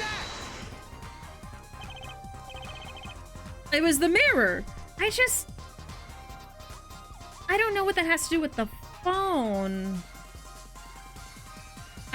After a while, I figured it was gonna be one of the 3 things we found having to do with the car, but like, I don't know. That's a side view mirror. And as it so happens, Dr. Maractus's car was in an accident that took place the night of the murder. An accident? An accident. It happened a little after 9 p.m., just outside People Park, our murder scene. Is that underpants in your evidence? Yes. Yes. Now, I will say, these are underwear only used for magic. Nether pantaloons. These, however, are normal underwear that we have because they were in a trash can. Yeah, we have 2 pairs of underwear right now. Oh, there, yes. This one is magic. Underwear used for magic. I don't know, to me, that makes it sound less bad than just having plain old underwear in your pocket. It's for magic tricks. You know, like a magician. They got, like, scarves, they got underwear, rabbits, just all kinds of stuff. Top hats, wands, magic wands. You could say we've got some magic in our pants. Oh my god. Anyways, it happened a little after 9 p.m., just outside People Park, our murder scene. I guess the mirror connects it just because it gets us to talk about the car accident. But I didn't feel like it had anything to do necessarily with, like, the phone. I was kind of stuck on that. I don't know. Hey, Violet, welcome in. Panties! I came in, the first thing I saw was panties, god damn it. I hate this game. I hate this case so far. It keeps making us say panties and I hate it. I hate it. Stop. Stop. Our murder scene. Dr. Maractus's car hit a pedestrian. What are you trying to say? From the absence of a mirror, it's clear that the car was parked after the accident. Okay. Which means it was parked there after 9 p.m. on the night of the murder. If your cell phone had been dropped before the car was parked in that garage, then it would have been crushed. After all, it was lying on the ground right under the wheel. Ergo, Mr. Stickler. The only time you could have dropped this in that garage was after 9 p.m. the night of the murder in the park. Sounds like a basset hound. Mr. Stickler, you know what this means. You did break into the victim's garage that night. This is most unexpected, Mr. Justice. Are you naming the witness as a suspect in the murder of Pal Maractus? No! Stop! This is too much! This can't be happening! Prosecutor! Say something! I suppose it is worth saying this. No connection has been found between Wesley Stickler and Palmerachus. That is, other than this. I believe our next testimony will be most revelatory. Is the witness prepared? Yes, Your Honor. I know that face. That's the face of guilt. I mean, he is sweating profusely. I never got the aversion people have to the word panties. What? I don't even know if I want to say it. What is that? I'm scared to say a word I don't know. I'm scared to say words I don't recognize because I don't know what they mean. Hold on. What is that? Oh. It's another word for a kind of underwear. Briefs? I have never seen that word in my life. What? It's it's Canadian. Gaunch is a slang for underwear. Yeah, I looked it up and it's for men's brief underwear, like briefs. I guess that's why I've never heard it. What? Gaunch. It does sound kind of gross. Canadians, of course. Blame the Canadians. I don't like either of those words now. I don't like either of them. I'm Canadian. I've never heard that word. Oh. Okay. All right. Canadian versus Canadian. Go. Who's more Canadian? Oh my god. Here's a question for you Canadians. Have you ever gotten maple syrup and put it out in the snow and then had it as a treat? Because that actually sounds amazing and I want to eat it, but it never snows here. What am I supposed to do? Never had someone do— oh my god, that's horrible. Yeah. That hasn't happened to me. Will not happen to me, but that's a terrible thing for people to do. Yeah, I don't like either of the words now. Thank you for letting me know about a new word that I hate. I'll dislike both now, thank you. Oh god. That night, yes, I went to the supermarket. I must have dropped my cell phone on my way back. And when I was walking through the park, I happened to witness the crime. I saw the killer, the victim, the stand, all as clear as day. It was him. I saw the defendant at the scene. He's definitely lying. Yes, but your cell phone was lying in a garage. Yes, well, as you can see, my model of cell phone has a defect. It is given to rolling. It's quite a pain when I drop it alongside the road, you know. Rolling? Looks like a normal cell phone to me. In any case, Mr. Justice, the cross-examination, please. That's funny. My bracelet didn't react at all during that testimony. This nervous habit must not be acting up. I didn't sense anything either, actually. Looks like you're on your own this time around. Right. No problem. I hope. Here comes justice! He's gotta stop saying that, too. Come on. He's acting like a superhero. Stickler's Truth. Oh! I have not done that with maple syrup, and won't, because I read in a novel that you can get meningitis from eating snow that looks clean. I don't know if it's true, but I never ate snow again. You know, as I was describing it, I was thinking about, like, well, snow is just precipitation, and the precipitation could have came from anywhere. Yeah, that's true, Wolf. If you want a safe way to do it, you could blend ice, like a snow cone, and then put the maple syrup on that. That's true. Or, maybe you could put, like, parchment paper on the snow, so there's, like, a layer. Just something, and then you put the maple syrup on that, and let it freeze with the cold. Or, you know what? Let's just take the snow out of the equation. Put maple syrup in on parchment paper and put it in the freezer. Problem solved. You're welcome. Now we can all experience the joy of frozen maple syrup. Even me. I never even thought of that until just now. Well, there you go. We will not be eating dirty snow. Okay, that night I went to the supermarket. So you went shopping. Which means you were holding a grocery bag when you witnessed the murder taking place? Huh? Well, yes, of course! Incidentally, the prosecution has received no report of this domestic detail. Mr. Stickler, can you explain yourself? No, I mean, yes, I did go shopping, really!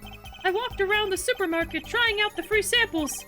It's a deeply spiritual time for me. No, that's the only food that he gets. He has to go to get the free samples. It's the only food he'll get all day. I'm sure the store clerks would disagree. You think sampling free food counts as a religion? In any case, that night, I sampled to my heart's content and was on my way back home, yes. Didn't buy anything. I must have dropped my cell phone on my way back. So now we have the bracelet up there.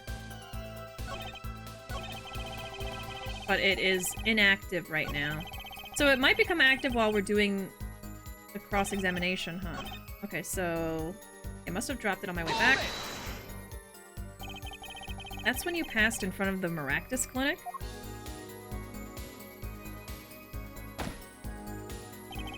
Why, yes, that's correct. That was a pretty suspicious pause there. Mr. Stickler, do you think you could be a bit more specific? Please show us the exact route you took on the night of the murder. Of course!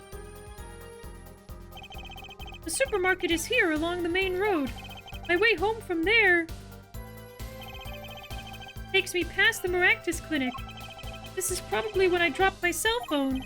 Yet, woe is I walked on, unaware of my loss. And walked right into that fateful park. When I was walking through the park, I happened to witness the... Which entrance did you enter the park from? Well, to be exact, one might say I went in from the entrance closest to the Maractus Clinic. The same entrance our victim used. Did you notice anything when you entered? Wheel marks from a noodle stand, for instance? I have no recollection of such a thing, no. Yet, though I might have missed the tracks, I could not miss what happened next. I am a keen observer of the obvious, you might say. I know the contour, the lip, the lashes. And it's not even contour so much as he's just doing the mewing thing. He's literally just like... constantly. 24/7! You will not catch this man not mewing. I don't know. I don't know. But yes, the lashes are also very good. Even the eyebrows, I have taken note of. Eyebrows are very, very sleek. Saw the killer, the victim, the stand, all as clear as day. This part of the testimony is the key. I know it. Should I press him about the killer, the victim, or the noodle stand? Oh.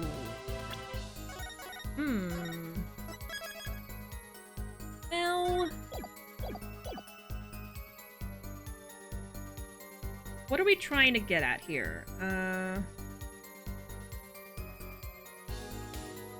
We're trying to prove that his cell phone... that he did not call the police. Some kind of inconsistency is what we're trying to prove.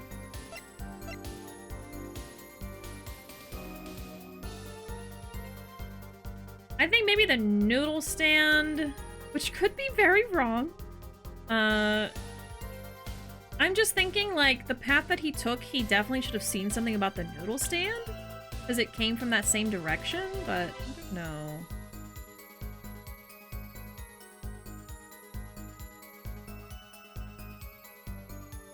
Yeah, I missed the tracks, but I could not miss what happened next.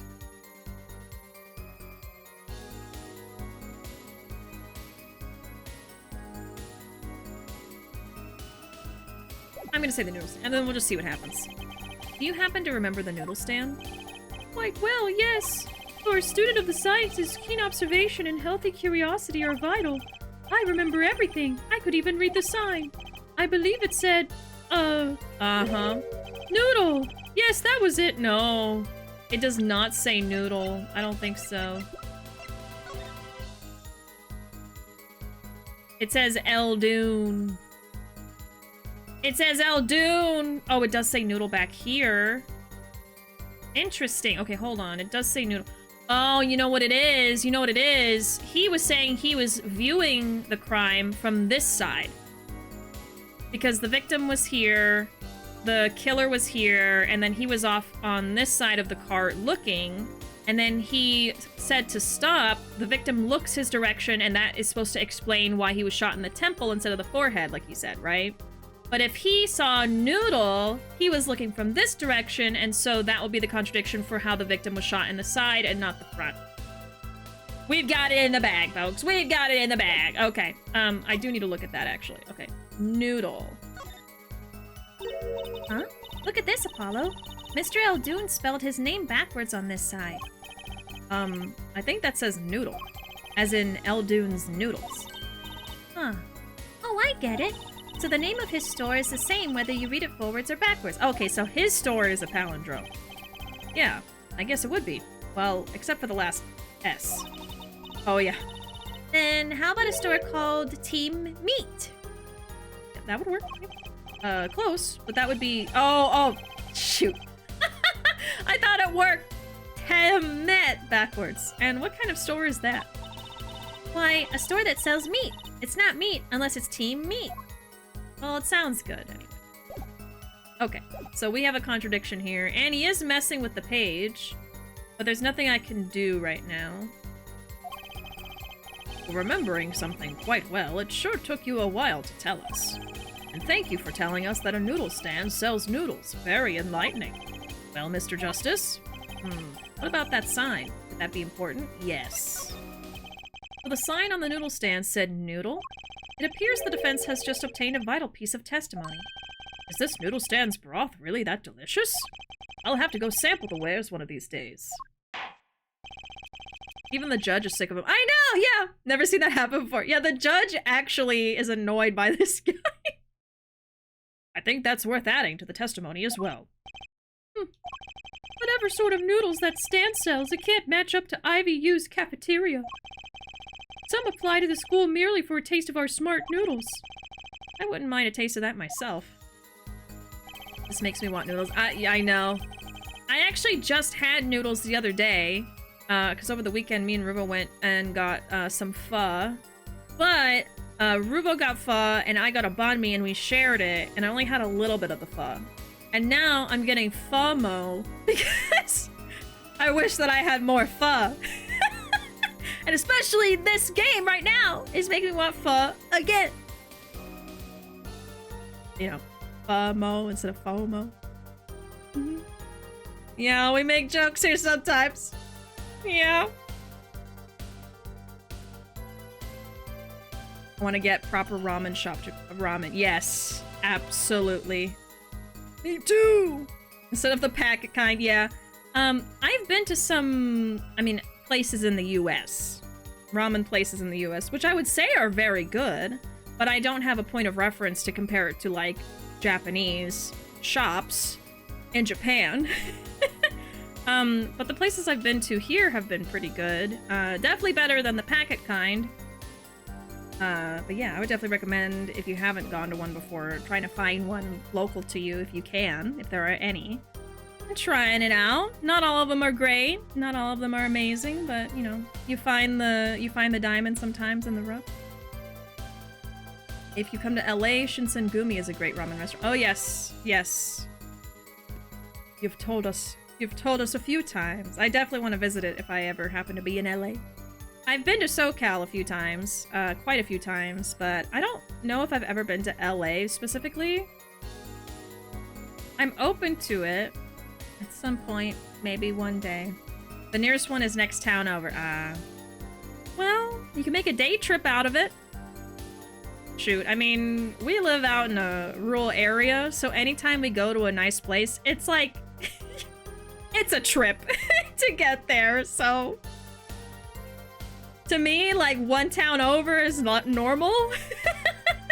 But, you know, I still get it if you're not used to driving that far or traveling that far. Yeah, went for the Yakuza promo and went back for the ramen. Yeah, that tells you it was very good. I still wish that I was able to go, but there was no way I was gonna fly out to California just for that. I don't have a car. I get it. I absolutely get it. I'm so sorry. I'm very sorry. Maybe one day. What's the word? Road trip. We do a road trip with somebody who has a car. Hey!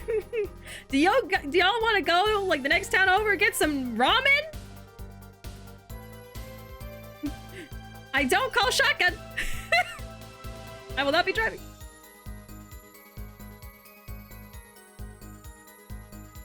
Just kidding. Gotta put some chunks of mate in your Eldoon. What's more delicious than Eldoon? It's mate. It's mate! It just kind of sounds like meat said with like a Valley Girl voice. It's mate! You can't eat that! It's mate! Yes, ramen road trip. I even remember the sign on the stand the victim was pulling. It said noodle. Okay, so this is what we're gonna be able to respond to. Let's press. So the sign said noodle? You're absolutely sure?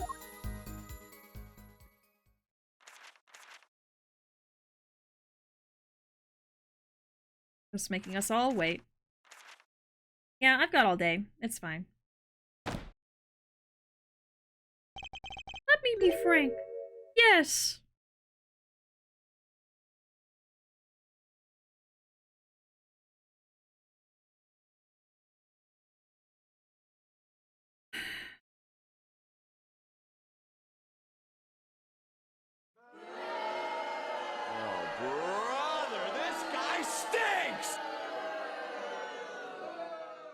Frank, I thought your name was Wesley.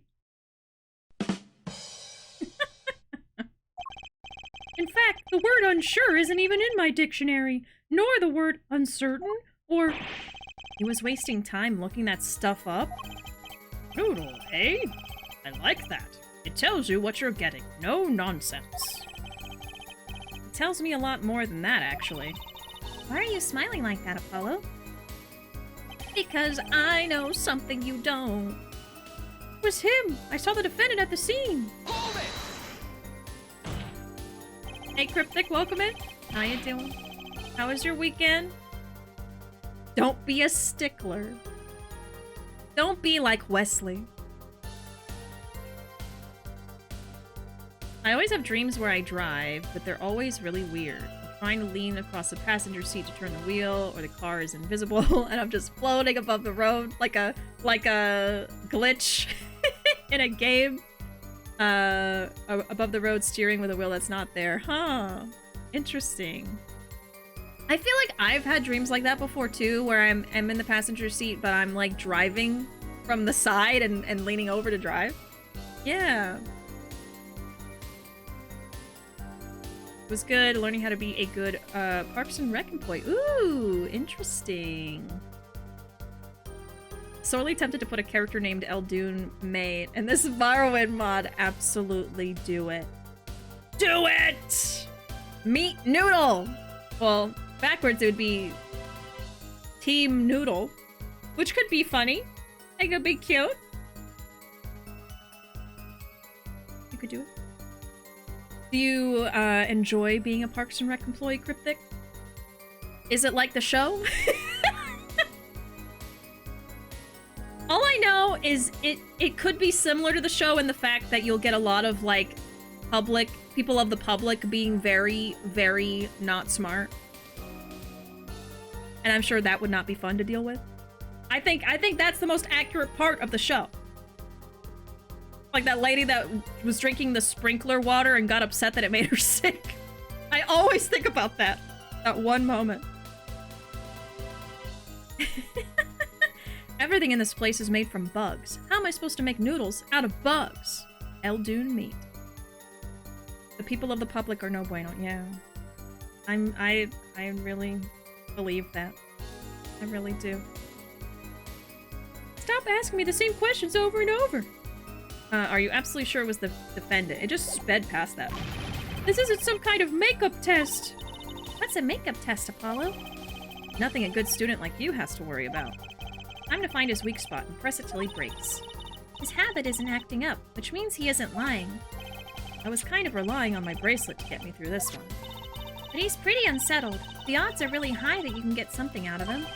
That gleam in your eyes. You're a gambler's daughter through and through. I'm a magician, thank you very much. Okay. It's gonna be, I think, the second to last. Yes. Let me save, just in case. I think we got it. It's gonna be the cart. We are going to show this one. Here we go. Oh man, I work at 6 locations and have to manage 4 buildings, mainly the food safety. Oh wow. I can't imagine having to go to 6 different places for your job. Oh my gosh. It's a lot of driving, I bet. Man. Objection! Here we go, noodle cart. And you're absolutely sure the sign read noodle? Why, just last week my professor offered me this praise. At least you have good eyesight, Stickler. I'll give you that. It read, without a doubt, noodle. I see. What? Why are you looking at me like that? Is that pity I see in your eyes? Let's take a look at our map, shall we? So, you're claiming that when you saw the sign, you were standing... Here, was it? Although, it would have been a bit hard to read the sign from this spot. You think so? Mr. Stickler, I'd like you to please take another look at the stand, and to carefully read what the sign says. See? The sign actually states the name of the stand's owner. Eldunes. Inconceivable! I'm certain it was definitely Noodle for sure. Positive. Afraid your professor was wrong about that eyesight. I wouldn't be so quick to jump to that conclusion. The sign he saw changes everything. The witness says the sign said noodle, and he saw it right. What would you say if I told you that there is one spot from which the sign would be read the way Mr. Stickler claims? What? Mr. Justice, show us this spot. The witness actually viewed the stand from this location. Oh, dear God. How precise does it want me to be here? Because last time, I didn't put it exactly on the one little spot it wanted. Oh my God. Okay, I'm gonna say right here. Inside the tree! I bet they put this here so you don't say this spot, you know? Because then you'll be like, oh yeah, from over here! But then how do you see the crime? I'm gonna say, like, right here, so it's a little diagonal. And I hope that counts. Because I know that's it. The witness was standing here, on the opposite side. Okay, that worked. How do you know that? When viewed from the south, the sign on the stand reads Eldunes, as we know. However, observe the other side of the stand. Oh, this side says Noodle. Exactly. The name of the stand is split between the front and back signs. Mr. Stickler, you lied to the court. You witnessed the crime from the northern side of the park, not the south. Yow! You got me! So what? So what? What does it matter if you saw the killing from the north or the south side? It makes no difference at all. He's right. Travel far enough to the south and you will end up going north. Sir! Viewed on a global scale, directions are utterly without meaning. Actually, maybe he's right. What does it change? It changes everything! It changes everything, Apollo! We got the same brain cell, Trucy. Trucy? Remember his testimony from before. Though to be honest, I'm a little scared of where this is leading. 3D! 3D! The killer and the victim are facing each other here. Then, at the moment the killer raises his weapon, Mr. Stickler shouts. At which point the victim turns his head to look, and the killer fires his pistol. Chow! That's why the bullet hit him in the right temple. No contradictions, right? Right. But if Mr. Stickler was standing on the north side of the park, that reverses the whole scenario. Completely. Mr. Stickler shouts from where he is now, and the victim looks in his direction.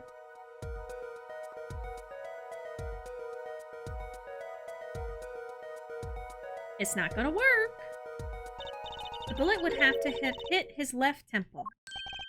Oh. Oh! In other words, someone standing at point K couldn't shoot the victim in his right temple. It's impossible. That's right. So now that we know that Mr. Stickler was standing on the northern side, the wound location takes on an entirely different meaning. Right. He could have been the one to shoot him. Indeed. You are absolutely correct, Fraulein. What meaning? The entry wound was on the right side of the victim's head, correct? Well, the right side of the victim's head is north. North. Ah! That's where the witness, Wesley Stickler, was standing. Correct. So if he was standing to the north, then the only person here who could have shot the victim in the right temple was Mr. Stickler himself. Yow! Yabba dabba doo! Order! Order! Order! Wow, the apple didn't fall far from the tree. Just flipped this whole case on its head while I was still figuring it out. Well, I figured it out. Thank you. Oh, you want a Wilhelm? I'll give you a Wilhelm. Where is it? There you go. Wilma! Get me off this thing!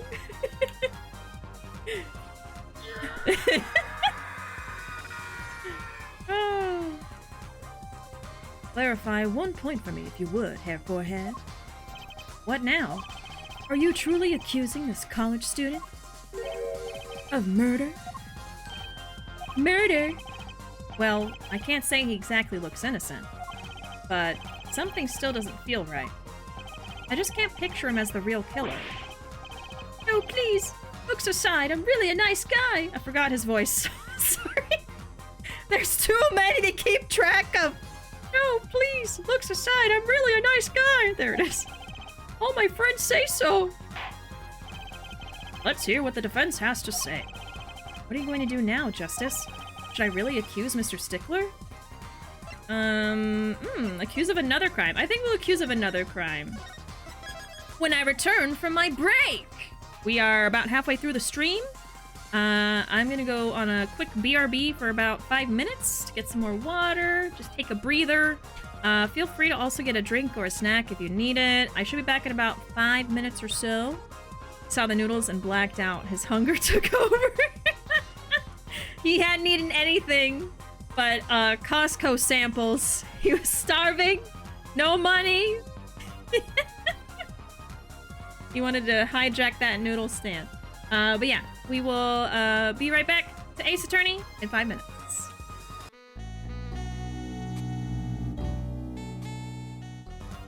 Alright. I am back. It took a little longer because I got some food.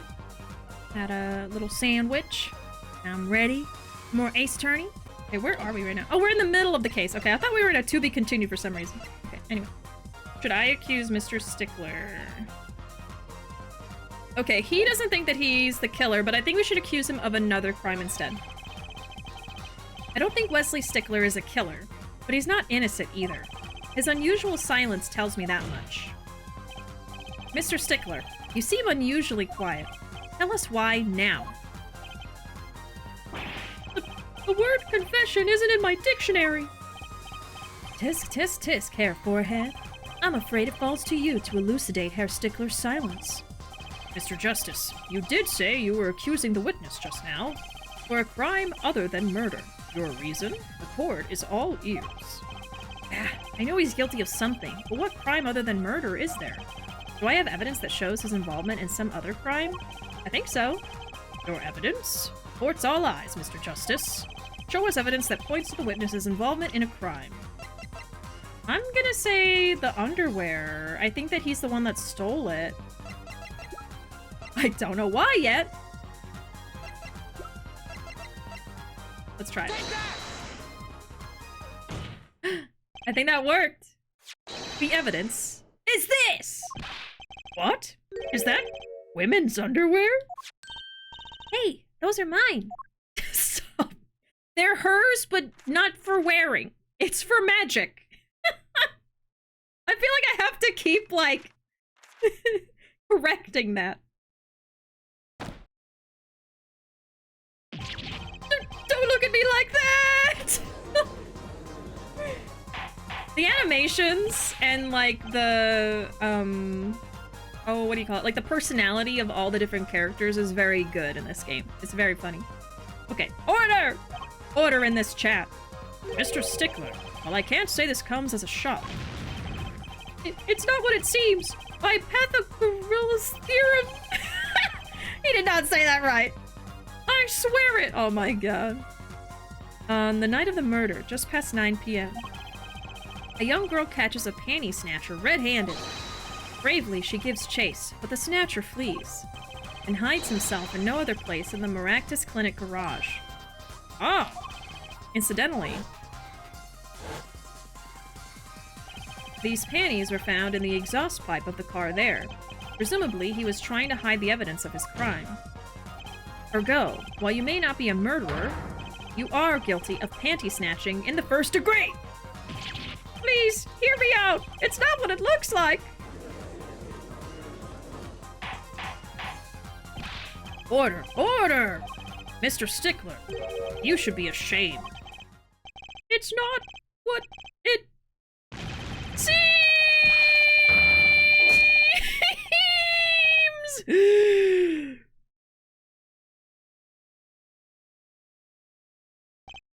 So, are we to understand that you were silent not because you were guilty of murder, but because you lacked the courage to admit your theft of this girl's undergarments? Perhaps you are not aware that my school's name was originally written IV. I stands for intelligent, V stands for valiant, see? Your point? I'm not done. Now, I'm a major in the science department. And what does science teach if not curiosity? Yes, we of the IVU science department are valiantly curious. No challenge is too daunting, and what greater challenge to science than a mystery?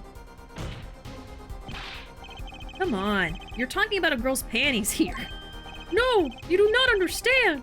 A mystery is the unknown, and the unknown is unacceptable. And my friends, when it comes to mysteries, those panties are the promised land. From the moment I first laid eyes on them, I was compelled to investigate.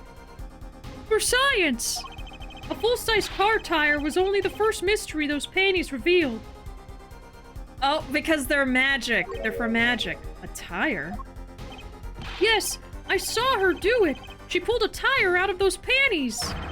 But that's not all. First, there was the tire, then a stew pot, and a frozen chicken. One mystery after another. It was magic! Yeah, it was literally magic. It was a magic trick. Oh, I remember now. He's one of the regulars in the audience at the Wonder Bar. So that's why he was familiar. Huh? He's talking about my magic panties trick. So he stole her magic prop to reveal its secrets. But then why did he steal the other lady's underwear? I just don't understand. A broom from a pair of panties? It mocks the very laws of physics. A broom and a frozen chicken, Trucy? Whatever happened to doves and bunny rabbits? Mr. Stickler, you stole this girl's panties to understand a magic trick? You say panties, but they are so much more than that. For me, they are an object for serious study. I wonder. There has been a recent rash of panty snatchings in the area. Were they all you? I am sorry, but I did it for science! Each time I spied a pair of panties flapping in the breeze, maybe this would be the pair that would elucidate the mystery. Even that night as she chased me through the streets, I wept tears of joy. Perhaps this is the night that I will seize the truth that lies within those panties. Yet what was I? For once again the lacy, heart-pounding truth slipped through my fingers. Still, that leaves one thing unexplained. Ah, you refer to our witness's other lie, yes? The witness claimed he saw the crime from the south, but was in fact in the north. Indeed. Would anyone care to explain why he lied about that? I'll just leave him to stew for a little bit. Be my guest, Hair Forehead. Me? Did I not hear you correctly? Did you not say you do not accuse the witness of murder?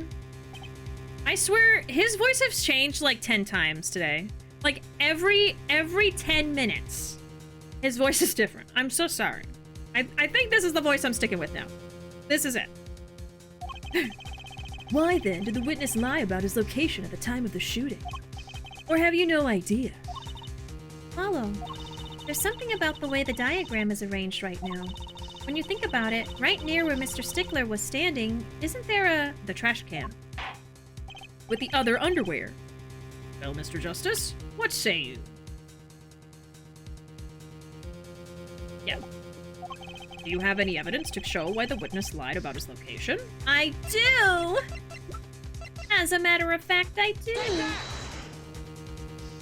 Yeah, he should have a German accent, but I don't have a good German accent. I really don't. It's just, it's not gonna work. Heisenberg, it may be. Something like that, too, could work. He just sounds like a surfer bro with a, with German words sprinkled in for some reason. That's the best I can do. Okay, ooh, voice. I see. All right. He will sound like that now, thank you. The evidence that shows why he lied is this. What? More panties? How many panties are you carrying in your pocket here, forehead? There's his new voice. These are the last, honest. These were found in a trash can at the park. Looking at the diagram, we can see that the trash can was right next to where the witness stood. Mr. Stickler, you did it! Alas, I am a failure as a scientist. Wait, okay, now I'm losing his voice! You know what it is? For some reason, when I go between Stickler and Clavier, I lose both. I don't know. There's some kind of wires being crossed right now. I'm a failure as a scientist! There it is. Oh my god, why can't I do this? I can't unravel the mysteries of the universe. I can't even unravel a pair of panties. So, these panties are your handiwork as well? That night, I had been chased, hounded into the Maractus Clinic garage. Why is he gripping it like that? Why is he gripping it like that? What is wrong with you? Look at him. Oh my god, no.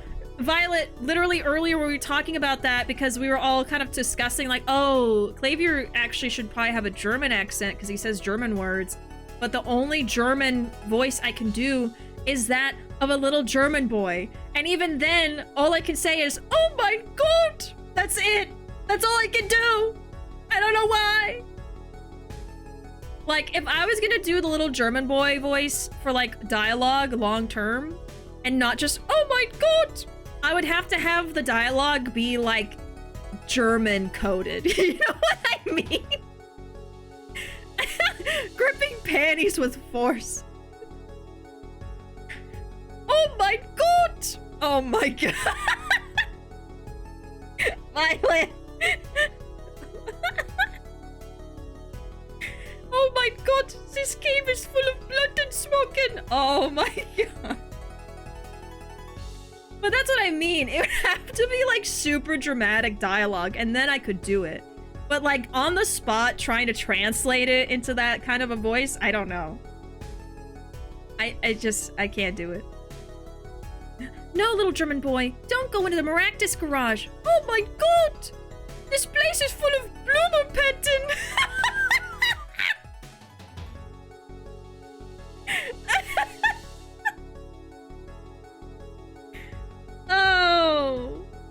Oh, you guys.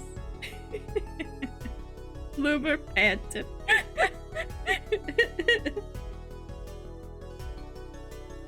So, I just give her a surfer voice. It's easy for me to do, and it's not too distracting. But he has ooh voice for now. Let's see. And hounded into the Maractus Clinic garage. Weeping in frustration, I was forced to abandon my prize. Don't you see how I felt? Believe me, I'd rather not. I hid it in the garage. Oh, I hid in the garage for a short while. Then abandoning the panties, I made for home. To avoid the office where the girl works, I went towards the south entrance. Yup. When I saw them hanging there on a clothesline by a giant mansion. A giant pair of panties! Apparently, he didn't know those bloomers belonged to the mob. I had them safe in my pocket, ready to take home, when I stumbled upon a murder. The murder of Dr. Maractus. I reported what I had seen, but as I waited for the police to arrive, I got scared. What if they searched me? That's when you disposed of the bloomers?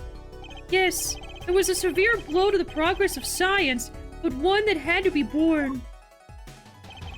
Fascinating, if disturbing, tale. That's how I feel about some of y'all's stories sometimes. A fascinating but disturbing story.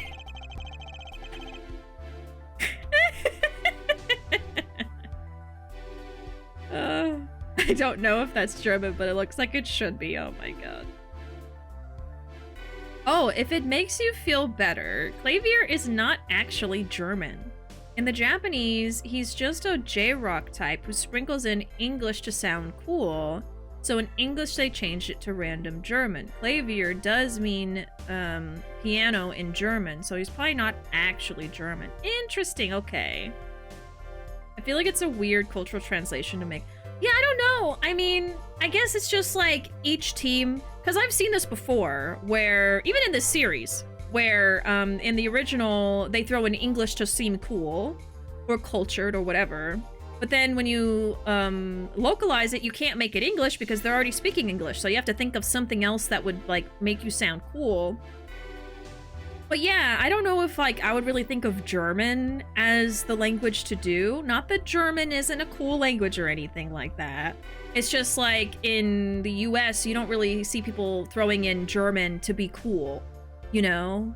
But I could see someone like throwing in maybe like French, but that is also going to be more of like kind of like a sexy connotation, which he could have done. Or like Spanish. Like I see those as a more common thing to throw in to like seem cool. But we don't really have a one-to-one for it for sure. Yeah. It wouldn't be exactly the same. Spanish is probably the closest to, I feel like, right? I feel like it'd be Spanish. Which I think they might have done before, or at least some other game has before.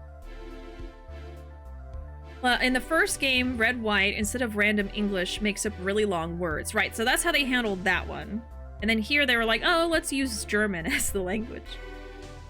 It's definitely interesting. But okay, so I don't feel bad that I can't do a German accent, because really, he's probably doesn't have a German accent at all. He's just trying to sound cool to a very niche audience of people who like German. Of people who like the, oh my god, little German boy. Okay. But that, sorry, I keep being like, oh, let's move on. Wait, I'm not done. But that's why I gave him that voice of like trying to sound cool, like a surfer guy. Not really surfer, but just like trying to sound cool, like a rocker type. Because to me, that's what he would sound like, and he's just sprinkling in German for what they did to make him sound cool or interesting or different, you know? Niche audience of people who like German. I would say that's a niche. I don't think it's everybody, so it's a niche. It's a group of people that like a specific thing. That's what niche means. Niche doesn't mean it's only 2 people out there in the world. Just a group of people. I don't know how big that group is. I'm not going to do a statistical study. Oh... I love that in the German translation of this game, Clavier is the only name that they changed from English because it sounded too dumb. I get it. Okay. I mean, if you want to add that as a quote and catalog my shameful statement forever, then you feel free. I think that would make a good quote, honestly. Okay. I believe this brings today's proceedings to a close, and I'm more than pleased to dismiss this witness for the remainder of the trial. One last thing, if I'm... Oh, I'm sorry. One last thing, if I might! He still sounds like this. Yes, Prosecutor Gavin? Regardless of where we ended today, some vital points were made. Namely, that the defendant, Walkie-Talkie, Walkie already sounds like it's uwu. was at the scene of the crime. And he was pointing a weapon at the victim! One more thing. Walkie-Talkie has a queer motive. Indeed, the defendant Walkie-Talkie is still the prime suspect in this case. The only suspect, in fact, assuming there was no one else on the scene at the time. Yet, a mystery remains. The location of the wound in the victim's right temple has yet to be explained. Court requests further investigation from both the defense and prosecution. Okay, real quick. I want to take some notes. So, Stickler is not the murderer, but the panty snatcher. For science. Gotta add that in for him. Stickler witnessed the crime from the north.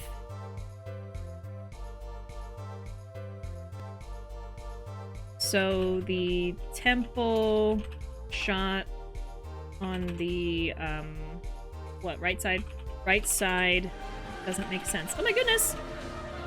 Welcome in, Brian and Raiders. Thank you so much for that raid, Brian. Welcome in, y'all. Welcome, welcome. We're doing some Ace Attorney tonight. You have good timing. I think we're about to get into a new part of the game here. Ooh, you're playing some Final Fantasy X. Interesting. Do you like 10 in particular? I have not played 10 myself, but I know a few things because Ruuuvo really likes 10. So y'all can bond over that. I just know a tiny bit. I think 10 is the one with the character that does...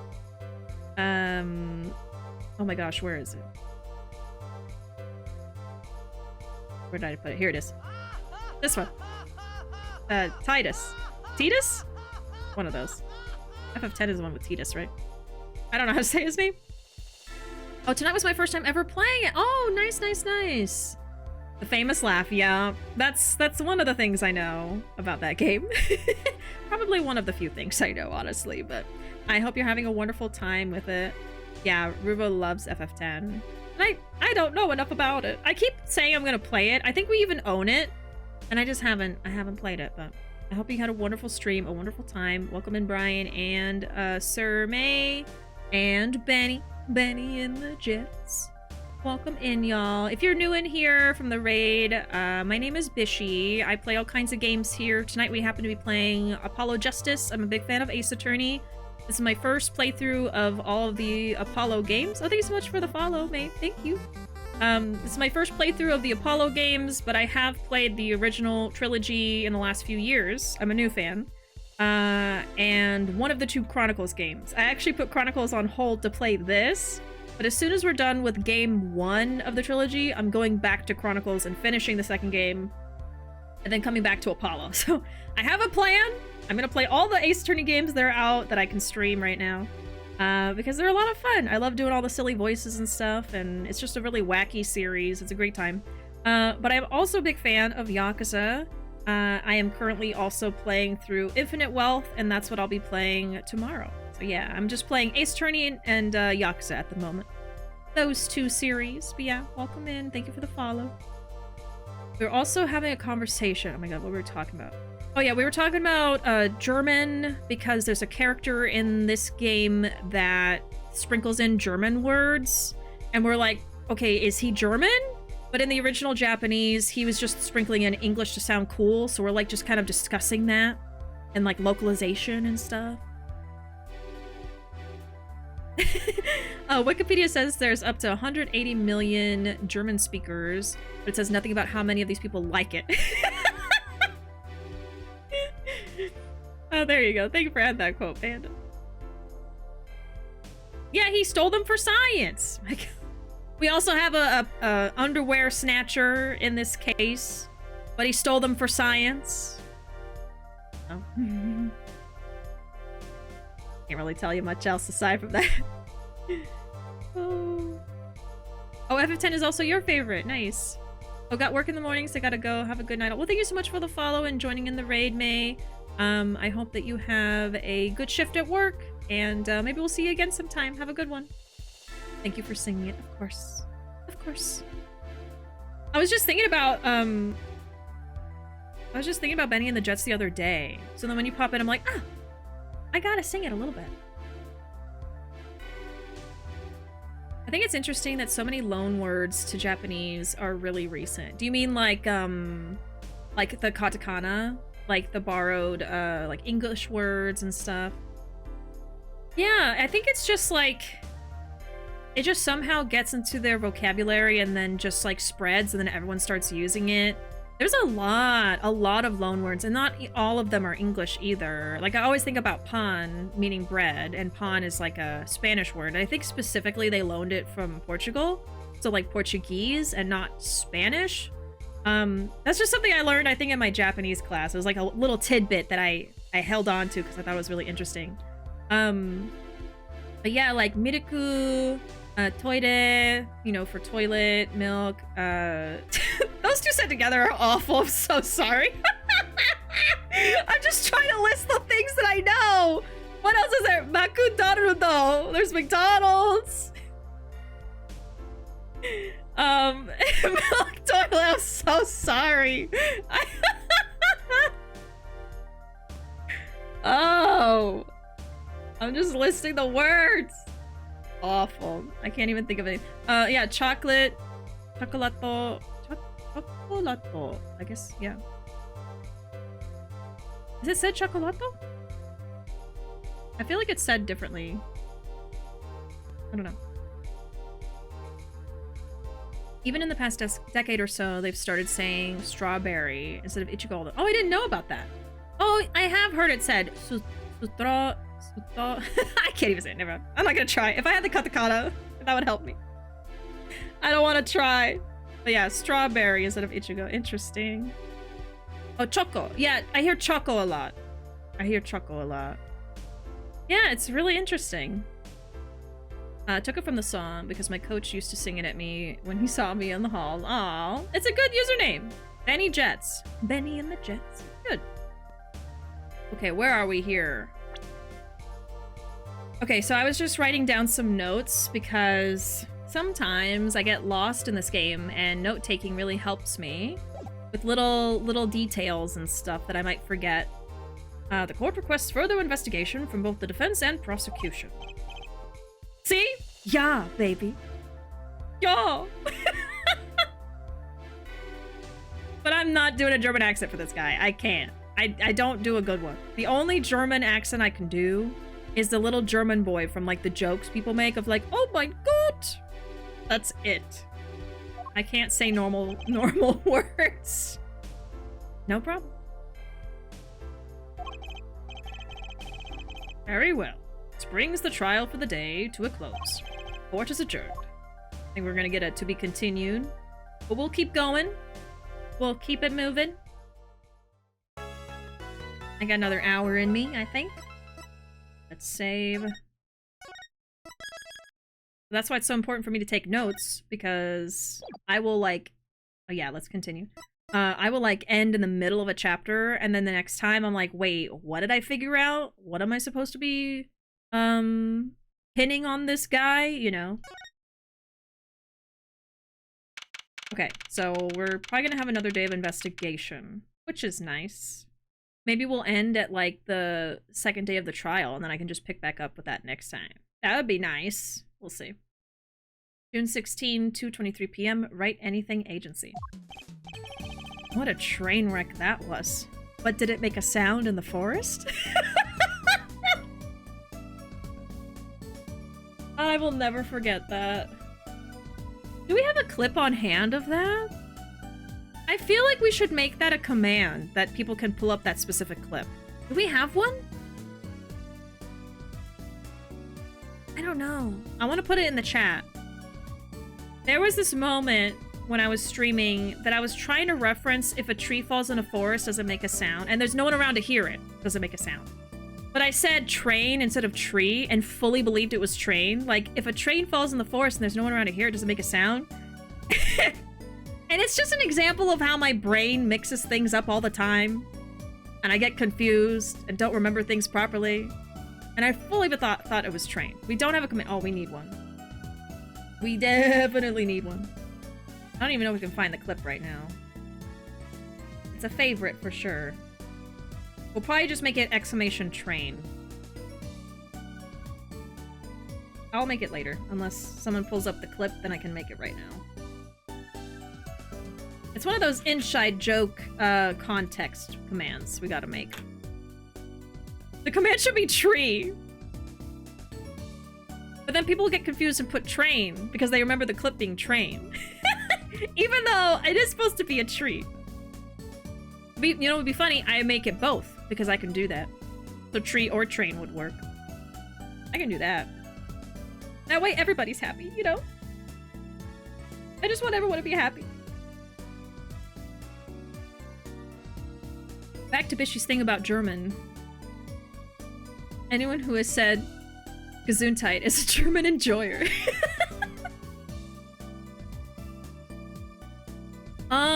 And then another borrowed word is lesbian, so like lesbian. Apparently Japanese lesbians call themselves bien, like short for resubian, and then resu is like an offensive. Oh no, yeah. Oh, I hate that I even said that. I'm sorry. I didn't read the whole message first.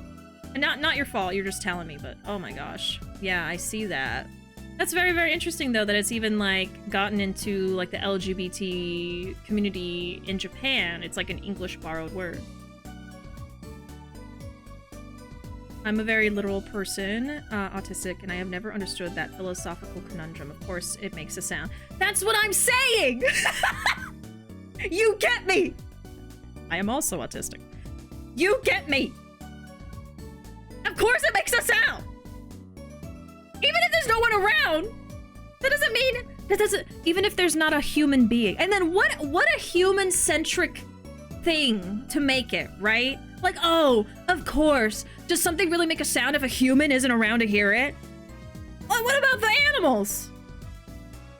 Just because there's no one in the forest and birds are tweeting, the birds don't make sounds when they tweet? I don't think so.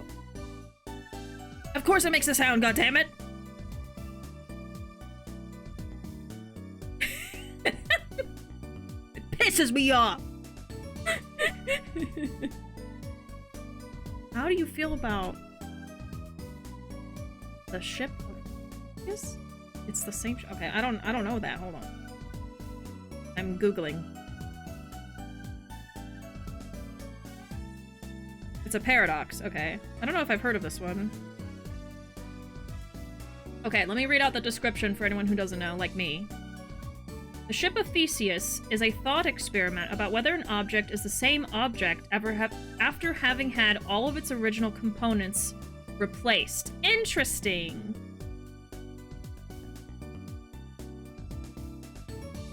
In Greek mythology, Theseus rescued the children of Athens after slaying the Minotaur and then escaped onto a ship.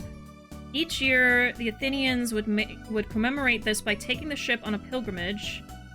A question was raised by philosophers after several hundreds of years of maintenance of each individual piece was replaced.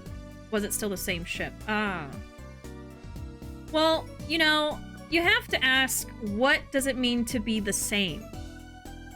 And I think that's the core of the conundrum, is like, what do you mean by same? Do you mean, is it... But you know what I mean? Like, the whole question of sameness. It's the same ship in the sense that it's the same shape, and it's the same name of the ship, and everything else, as well as the cultural significance. So it is the same ship. But if you think about, oh, well, all the pieces have been replaced, so is it really the same? Because the literal parts have been changed. And how about this? How about this as a conundrum? Technically, at least this might be wrong, I don't know. But I heard at one point in my life, and I've always held on to it, that every 7 years, your entire body, every cell in your body has turned over and become a new cell. So technically, every 7 years, Everything that makes up your anatomy, your cells, everything has been changed. But you're still the same person. Exactly, Ruuuvo! We were going to the same place. And that's why I love you. We were going to the same fucking place. And we haven't even talked about this. We haven't even talked about this conundrum. We just went to the same place by chance. But yeah. Imagine a town burns down and you build more buildings on top of where the old one was, and you still call the place the same name. That's the same town, to me. Right. And the thing is, yeah, it could be true that there's like different buildings now. Like maybe instead of the police station, they put a hospital and they move things around, but it's still Townsville, you know? Maybe it's not 100% the same though, and that's the thing. That's the thing about like philosophical questions is like, some of them I think are kind of silly because now there are important philosophical questions, of course. Philosophy I think is pretty important, especially when it comes to like ethics and stuff like that.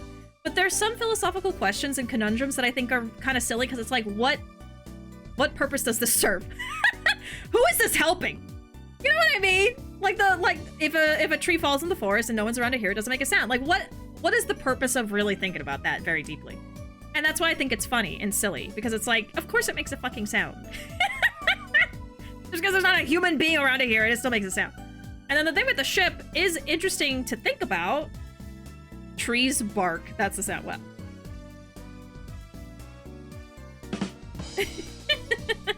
But yeah, that is another interesting one. I hadn't heard of that one before. And another thing with philosophy too is like often you ask one question of philosophy and it requires like 100 more questions. Just like what we just went through, right? Like what does same mean? Oh. The game's like, are we gonna play more today? The physicality of an object does not define it. It's the emotions and use the object is associated with that makes it. And see, you can argue that too. Yeah, I think I would say it's still the same ship. I think it would still be the same. In spirit, at the very least.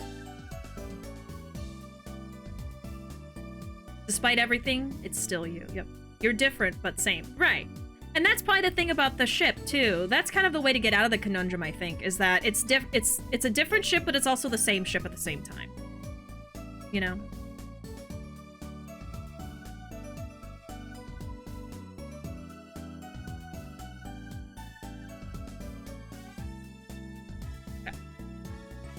I was just seeing if I missed any messages. Okay.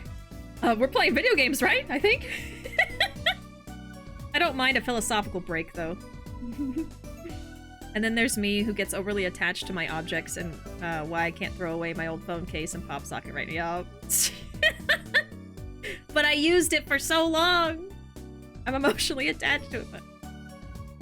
I get the same way with things, too. There's some things where I absolutely am like, oh, it's fine, I'll just throw it away. But then there's some stuff that doesn't make sense for me to hold on to, but I have to. Because, like, there's memories attached to it, and I've had it for a long time. So. I get it. I get it, Ruuuvo. Something interesting I've heard. Apparently in a study, people felt that if an object was touched by a famous person and then washed, it lost value. But if it was touched by a famous person and then touched again by lots of other people, it doesn't diminish the value, even though the famous person's original fingerprints have probably been rubbed off. Interesting. And I mean, I guess there's that whole belief, right, of like, oh my god, you know, my favorite pop star, hugged me and like touched my shoulder. I never want to wash my shoulder again. You know, that whole like thing about like, oh, I'm never washing this. So maybe it comes from that too, of like, you know, in pop culture, there's this thing of like, oh, don't wash a thing after it's been touched by someone, because it's gonna lose the essence of that person. Yeah, that's a big thing about perspective, I think, that study, Violet. Because, yeah, it's like basically the same thing as if you washed it. As if, like, a bunch of people touched it. Because, yeah, it's... the essence of the person is gone. But I don't know. It's weird to think about it. Like, I wonder if you had just posed that to me as, like, a question without telling me the study results, how I would have responded. I don't know how I would have, like, reacted to something like that. Like, oh, Oh, let's make it personal. Oh, this book was owned or touched by Kuroda, the voice actor for Kiryu. You know, how much value do you assign to it? Okay, afterwards, they replaced the cover of the book with a new one, so it's like he never touched it. Do you still value it? As opposed to, oh, this is a book that Kuroda touched and then it was sold to, you know, XYZ people and then now you have it. Do you still have value on it? I don't know. I really don't know how I would feel. But I also don't really feel that about stuff, I think. Like, if I knew that a famous person had touched a random object, I don't think I would want the object just because the person touched it. You know what I mean? I would rather have like a personal object of like, oh, this was their journal, or this was their favorite painting in their house, or here's their signature on something. Like, I like getting autographs from famous VAs and stuff when I go to conventions because that's cool. It's their signature, right? But just the fact that they touch something, I don't really feel that. I don't have a ton of celebrity worship for anyone yet. Right, like me either. Like, even though I love Kuroda because he's the VA for my, like, special interest character, I wouldn't feel that for him either, of like, oh, he touched this book. I love this book now. I can never clean it. You know, like, I don't think I would feel that. I would much more value what I just listed, like the other stuff. Yeah, that can help too, is if you, like, thank the object before you throw it out, if you really don't need it. Yeah. I feel like just touching is not enough for me to value an object from a famous... Right, exactly. Sorry, I didn't even read your message before I said all that. But if they wrote in it or spit on it... Not spit! No! Or something. That's where it gains value. It can be distinguished as being connected to that person. Kuroda spat on this book. I love it. Oh, no! Oh my god. I breathe the same air as Kuroda. Does that air have value? Oh my god. I can admire someone's work, but I never think I have this intense connection with a famous person. Yeah. I think I feel that same way. And I don't think I've ever really... I mean, there's gonna be moments where I'm like, oh, this is my favorite singer right now, or this is my favorite actor. But I also don't feel like I really engage in celebrity worship either. I will have a favorite person that does a certain thing, like I said, a singer, an actor, etc., a VA. But like, the most I would want is like, oh, it'd be really cool to do a meet and greet with this person or get their autograph. But I'm not gonna be like, oh my god, I want to have like a strand of their hair. or something that they spat on. It's like, that's just... I don't think that's healthy. You know? I think that's like taking things too far and kind of like goes into the realm of like parasocial stuff, which is very rampant right now, you know? I don't know. The inside of your lungs indirectly kissed with the inside of his lungs. Oh. There's a video where Kuroda pet a stray cat. Does the cat now have high value? No, it's just a cat, you know? It has the value it would have as a cute cat. The cat has high value either way. Yeah, there you go. I like making fun of celebrity worship more than actually participating. Yeah, and I think it is healthy to not put people on a pedestal no matter who they are. You know? And I do understand people having a strong connection to a celebrity, of course. I certainly have had like a strong like feeling about a celebrity. Like my favorite singer is Mitski, and I get upset when I see people like being disrespectful at her concerts and stuff like that. But you know, it's like, it's just because I respect her as an artist and I think that she should be respected at her concerts, and I don't like when people don't do that, you know? But I wouldn't be like, oh my god, Mitski touched my arm, I can never wash it. Like, it's just, she's a human being too, you know? It's like, I don't know. But if I saw her, you know, if I went to the concert, I'd be screaming and excited and, you know, happy, of course. I'm not saying I'm above being, like, really excited or loving a celebrity. Hold on, I'm getting my controller back. Oh, no! Oh, no! Oh, now you're gonna be uncooperative. I have to plug it in. Let's get it working. There we go. Okay. That's how long we've been sitting here talking. That's okay. Bishi would confirm throw hands in Mitsuki's honor, no. Absolutely not.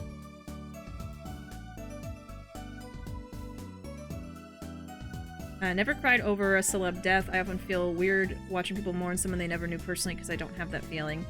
When it comes to that, I don't think I ever have had a strong reaction either, but I do understand it more than people being like obsessive and stuff. Like, I do get that some people have an emotional attachment to certain celebrities, like an author or a singer that they love and then they pass away, because past knowing someone personally, I think people we don't know can also have an effect on our life in lots of different ways. Like, maybe someone's music got you through a really rough time in your life, and so you have an emotional attachment to that music and that artist, but you don't think of them as like, oh, this artist would be my best friend if we got to meet in person. You know, like there's a line, of course.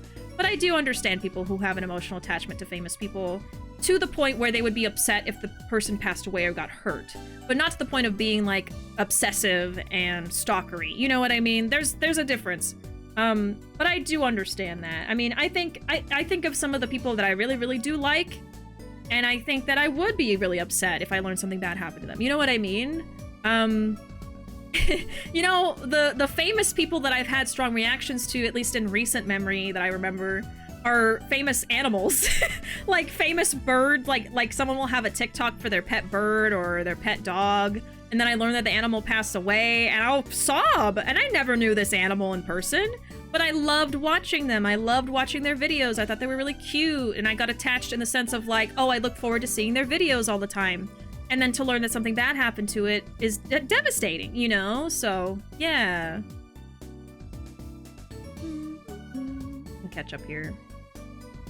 I like this nice little music we're listening to as we talk about stuff. Aw, there's now a friend at arms in Kinder World. Hopefully you get the credit however that works. Yeah, as long as you downloaded it through the link that was in chat, it should absolutely count. I will count it towards our goal. And I can always check with Kinder World later how many downloads we're at. But thank you very, very much for downloading, friend. I appreciate it. Thank you. If you want to add me as a friend, feel free to post your friend code in the chat. Or I can't remember if you're in the Discord. If you are, you can also put it in the video games channel. And I will add you, and then we can be in each other's gardens in the game. But only if you want to. That's in general. A lot of her fans really disrespect her art and intersectionality of race and gender and how that affects her art. I know. Yeah, absolutely. Absolutely, Violet. I know exactly what you're talking about.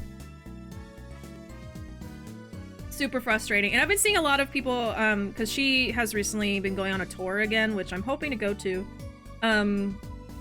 There's been a lot of TikToks posted about her concerts, you know, people watching and recording. And there's so many people that are doing, like, not catcalling, but just like yelling out like silly phrases and stuff, and it's so annoying and disrespectful. I feel like I don't know, I've been to shows before where someone's yelling something has been funny and everyone laughed and everyone had a good time, but I've been seeing it like at a really high scale, like a lot of people trying to like have their moment at her concert, and then her music is so not silly, like it's very, very serious and emotional. Like I've been to her concert before, back before she got super famous, and like everyone was so respectful and quiet when you were supposed to be, and I mean everyone was crying. Like that's how emotional her music can be, and it is for me. So I just feel like it kind of requires that kind of respect, and I'm not seeing that from these videos, you know what I mean? So it's just frustrating. I really wonder how it's gonna be when we get to go compared to the first time we went. It's gonna be, I feel, a little different, but Mitsuki's worth it. I want to see her at least one more time in concert, so.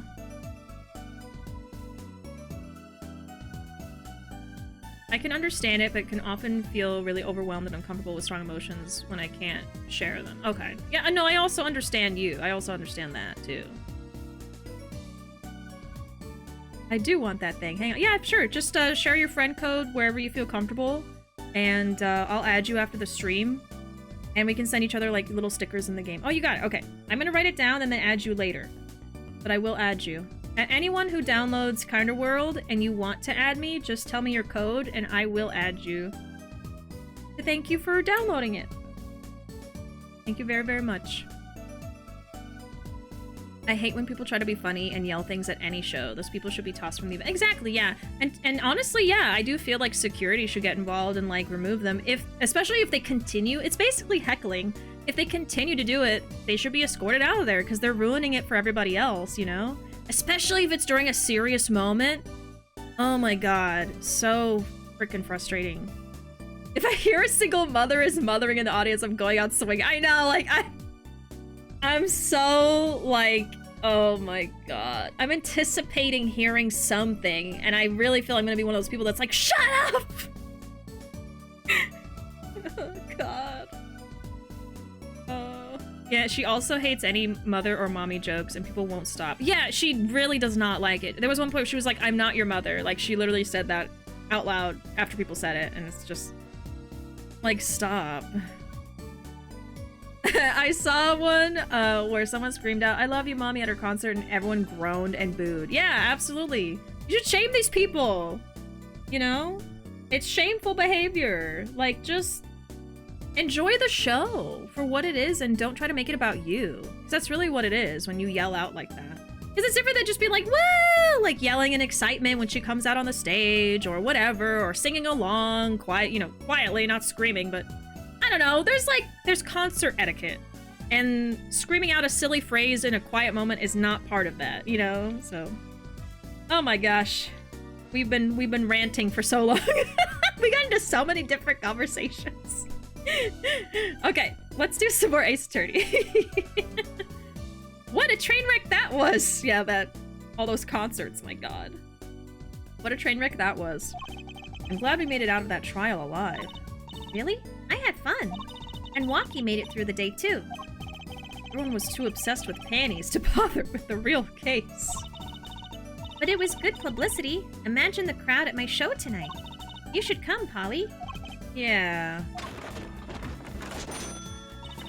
The amazing Mr. Hat will be making an appearance.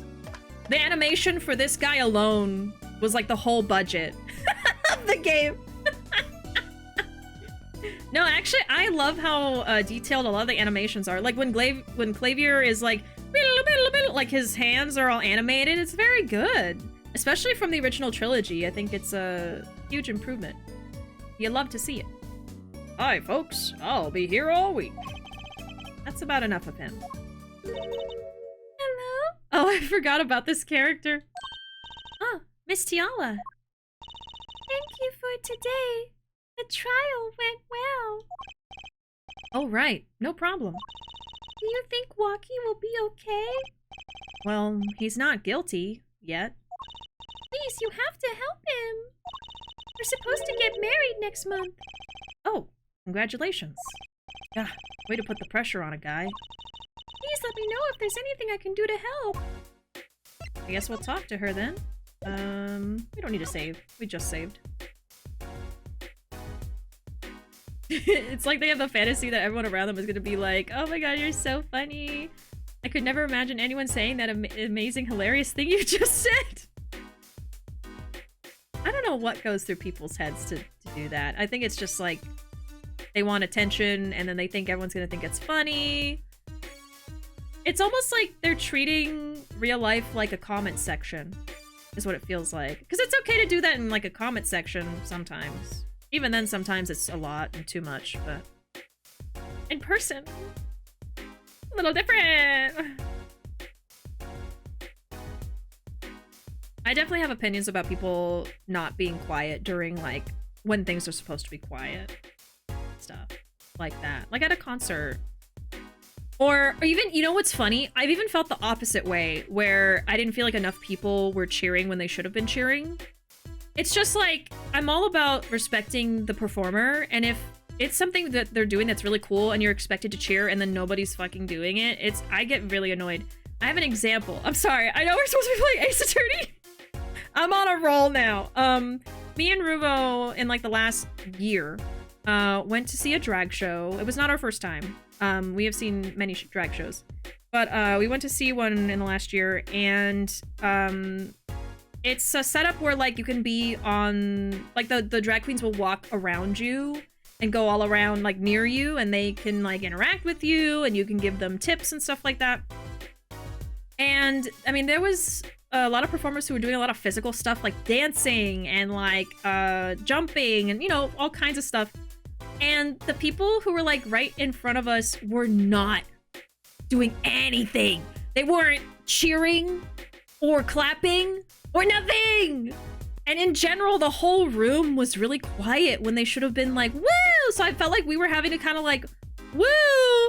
To support the dancers. And it's not that you're expected to be quiet and we were the loud ones. No, you're supposed to be like, wow, it's a fucking drag show. And it wasn't a brunch one. It was at a club, okay? So you're supposed to be loud. And these people were not doing it. And it's funny because like, I wasn't really thinking about the people in front of us being a part of it. Because like, you know, if you don't feel like cheering, you don't have to. You know, if you're not comfortable, of course, it's okay. But it just felt like in general, the whole room was being that way. And it was very confusing for me because like the last time I went to a drag show, it was not like that. And I remember out loud, me and Ruuuvo were kind of like, wow, why are people not cheering? Like just not even pointedly saying it, just kind of like to each other. And the people in front of us like kind of turned to look at us. It's like, okay, we weren't talking about you, but if the shoe fits, maybe, you know, make some noise. God damn it. She's shaking her butt like so good right now and you're not making any noise. Oh my god. What a wet blanket being quiet at a drag show. I was so confused, Emma. I was so confused. Feel the same way when at a karaoke bar. Yeah, I don't know what it is. Like people are embarrassed or something, but like, man, that's the one place you should feel comfortable cheering and being like having fun, you know? That's the whole point. I'm usually a very quiet person and introverted, but like when I go to a fun event like that, I scream and yell and cheer because that's what you're supposed to do and it's fun and it makes the performer feel good because it means that we're enjoying it, right? So, you know, and then there's the other half where you should be respectful and be quiet when you're supposed to be. You know, it's all about etiquette depending on the context, so. Man. There's my little rant. Oh my gosh. They get very silly with the animations in further games. I love it. Like the harmonica guy is super funny to me too. Great Ace Attorney has a lot of wiggling around. Yes, Great Ace Attorney animations are also super funny. I was having a lot of fun with them. We'll see more of them later as soon as I finish this first game. Can you cosplay this character? She stole my hairstyle. Oh yeah, the little bun. It's very cute. A lot of things seem like they're gonna be really funny when you're drunk and they're actually really annoying for everyone. Oh yeah, like the concert etiquette, yeah. I hate totally dead crowds. I always cheer extra hard when everyone else is being quiet. Yeah, exactly. Exactly, yeah. Feel the same way. I've been to drag shows where they explicitly state that if you're going to sit up front, you are expected to be the loudest people there. Yeah.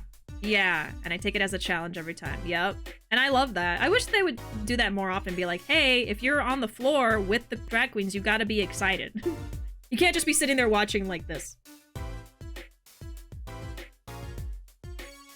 That's the drag queen, like, doing the splits and then jumping up in the air. It's knowing the etiquette of a show. Yeah, like, depending on what the show is, do what you're supposed to do, you know? I'm up here singing for fun. Cheer, sing along, dance if you're in the front. Right, yeah. And then cheer for everyone else who goes up too, you know? I think karaoke would be really fun if I had friends to go with. Yeah, it can be a good time. I've even gone with just one other person before. Like me and Ruuuvo have gone on our own without a big group. So even if you just get like one person to go, that can also be really fun. You can do like duets and stuff like that. I'm definitely not the type of person that can do like the kind of karaoke where you go up on a stage. I have to go to one that has private rooms and it's just me and the person I know or people I know. Because that's a lot. Too much for me and stage fright, but just the karaoke itself is very, very fun. And you can also do karaoke at home if you just get like a little microphone and you can have your own home experience as well. And that's also fun. I've done that too. Excellent, well done. I can tell you've been practicing this for quite some time. Yeah. I wasn't gonna say it, Ruuuvo, but since you mentioned it, yes. Oh. Happened to me once or twice by Queens 2. Always said they're really good. I guess they want to give me a little extra show. Yeah, exactly. They're thanking you for giving them a good tip. It's very, very fun. Yeah, they can be very social. Can't wait to wave glow sticks like crazy in April at the Miku Expo. Oh, I hope you have a great time. That's coming up soon. Like actual Japanese style karaoke, like in TV dramas and animes. Yes, yes, they're real. And you don't have to go to Japan to experience them. You just have to find one. There's a few in there's a few I've found. I don't have a favorite one though, honestly. I've had some like mixed experiences, honestly, but it really just depends on the place and the management. But there's plenty of those styles of karaoke. They're more fun to me. Okay. Ace Attorney. Marriage. Are you sure about marrying into the Kataki family? I'm fine with it, and I love Waki with all my heart. Aw, that's so sweet. So it doesn't bother you? Oh, sorry. So it doesn't bother you that you'll be married to the mob? I don't think so. My parents are against it, of course. Say, where did you and Waki first meet anyway? Good question. Miss Tiala doesn't look like the type to have gangster connections. Oh, we met at my old job, actually. Ah, office romance. Not very forthcoming with information about herself, is she? I wonder what kind of job it was. The Katakis. Did you know that the boss is trying to get out of the business? Really? Mr. Kataki wants to quit being a gangster? He's trying to transfer his assets into a normal company. He only announced it recently out of the blue. I hear there's quite a lot of confusion in the ranks. I wonder if this explains that apron. He's just throwing an apron over his usual clothes. I can't imagine Waki going along with that. He's highly motivated, isn't he? That's not the word I would have used. He said, I'll be the next big boss and keep the family alive. I think he's at that age when boys want to make a mark on the world. Hold on. So she's 21, and then he's 19, so he's younger. I was gonna say... Okay. That's not the way I would have put it. His father moves in a lot of circles. He's really focused on profits. The Kataki family's been making a killing recently. Again, not the way I would have put it.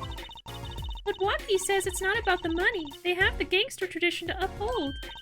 Ooh, a generation gap. They've even got the ever-classic what about the family business thing going.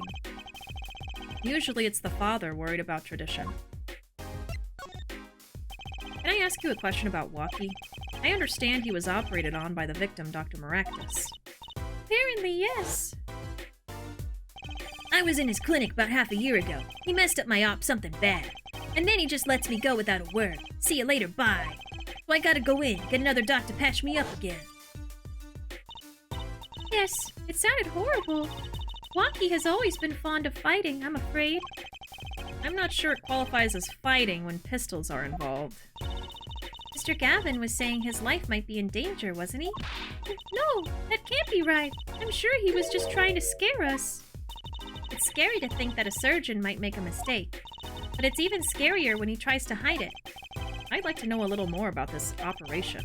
Maybe it's time to pay the Maractus Clinic a visit. I should be getting home now. Waki's in your hands, Mr. Justice. Right.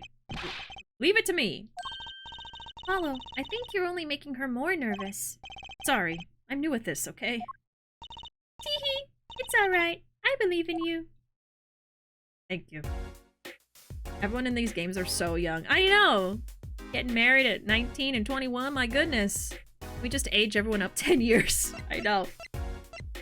Phoenix! Phoenix is at a good age. He's at the DILF age.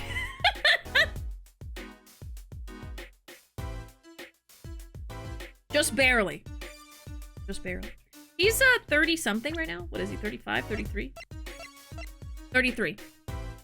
Just barely. Oh, sorry, I'm sorry. I thought you said Phoenix in my head. I thought you said Phoenix. No, Apollo's 22. My bad. So sorry. Where's Apollo? Okay, he doesn't have his own thing, but he is 22 right now. So him and Phoenix have a 10-year difference. 33 still so— no, that's what I mean, like, it's just barely— it's not really his age that makes him a DILF, it's like his demeanor. But no, you're right. 40s makes more sense.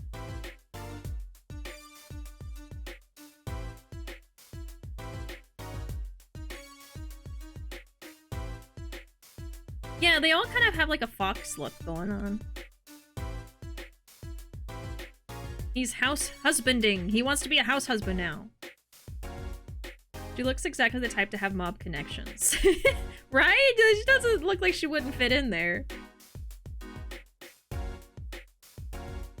Imagine karaoke was like Yakuza games and you paid 10 bucks for 2 songs. That'd be terrible. Most of the places I've been to, it's like per hour, and it can be like 25 to 30 per hour, I would say. Something like that. The cheaper places are in like the 20s, and then more expensive can be like 30 to 40 maybe. So it can add up for sure. But the ones in Japan, I've heard, are really cheap. Like, you can absolutely stay in there for hours and hours, and it's really not that bad. It's actually more expensive here.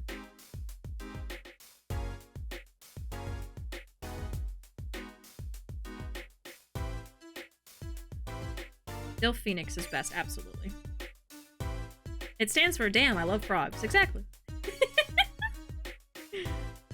Okay, we're gonna move. So, oh, what did they say? I'm so glad I have a history button. Because I'm terrible. Like, they'll tell me where to go, and I'll forget immediately. Okay, Maractus Clinic. So we're going to— it's not even on here. We gotta go to Eldoon first. And then... Maractus. I guess the garage? I don't know, actually, if we should be in here. I don't know if this is it. It's new reactions, it looks like. But it's all, like, the same stuff. I'll check just in case. Maybe I should examine, like, the background of the other area. This is where we found your panties, isn't it, Trucy? And I can't thank you enough, Apollo. Well, thank you for saying thank you. I'm always polite. It's part of being a performer. You know what Daddy says. It doesn't cost anything to be polite, and it could bring you more business. Typical. Just kidding. I really am grateful. This car belongs to someone at the Maractus Clinic, and it hit Mr. Wright. Mr. Wright sprained his ankle, and the car lost a side view mirror. This car versus Mr. Wright. Not quite the match of the century. Look at the cat. Hey, a kitty cat. Here, kitty, kitty, kitty. Not coming down. You do look kind of suspicious. Okay, this is like the same.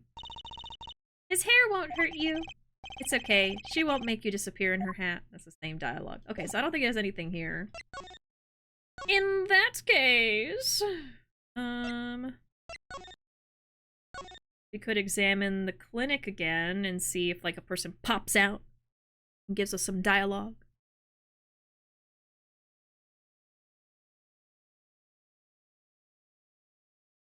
Did we talk about how Waki is wearing a blue Badger shirt? I did the first time I saw him, like, last week. But yes, I love it. I love his shirt. I love his jacket. I want both. Bishi, thank you for reading Trucy's thank you, for Apollo's thank you. Thank you for recognizing that I read out the thank you from Trucy to Apollo's thank you. I did not set that up very well. I messed it up. Thank you for thanking me for reading Trucy's thank you for Apollo's thank you. Okay. Front entrance to the Maractus Clinic. The walls and posts are so highly polished I can see my face in them. Wait, my hairdo's a little flat. There. Perfect. Okay. I don't know how we're meant to go to the Maractus Clinic. It's not even an option. Well, let me try moving. Does it give me that? No, I can only go to the garage. Okay, Ruuuvo. I don't know what to do. What in tarnation? I could just go everywhere. See, but oh yes, Maractus. Maractus is a pun with the owner's name. I won't say what it is. Hal Maractus. Hal Maractus. I'll see if you figure it out. Now, I didn't figure it out on my own. Chat had to tell me. Don't get it. It is, swapping the first letters of his name. That might help you.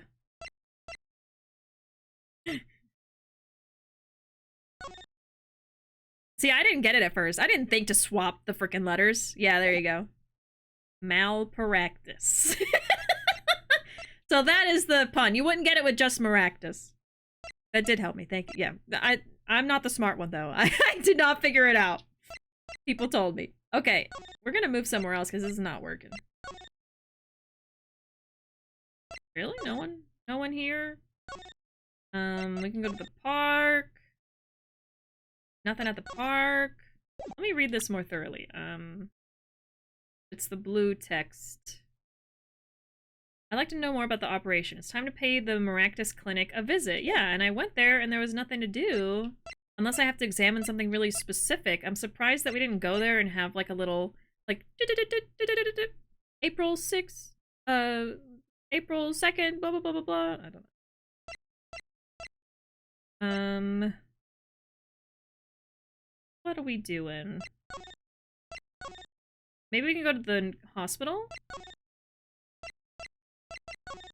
Where Phoenix is. We can go to the clinic. Oops, I did not mean to do that. This is the only thing I wish they improved by this point in time, is the traveling. Nothing? What in tarnation? Do I just need to keep looking at... What? This is weird. Okay, I looked at this. Let's look at this again. Banner for the campaign. 3 shots for the price of 1. Somehow I don't see people lining up for that. A police car is parked in front of the Maractus Clinic. It's empty. The police must be inside investigating. Nothing. Absolutely nothing. Good night, Arkham. Thanks for being here. I appreciate it. Good luck on your midterm. I hope it goes great. Sweet dreams. We'll see you next time. It's always been a pain. Yeah, the traveling is not convenient until Great Ace Attorney. Unless they improve it in the next 2 games here, but I don't know. Okay, I'm officially stuck. Like, did I skip something in here that would help me? And I can't move side to side. I'm just gonna look at everything. Just one's there. Just a gold-painted human skeleton. We saw this before. This is the same dialogue. I wish if it was the same dialogue, it would still say a check mark. You know? Like, some of this dialogue was different, but... And then there's the step ladder again. Folding ladder, what have you. I've seen this as well.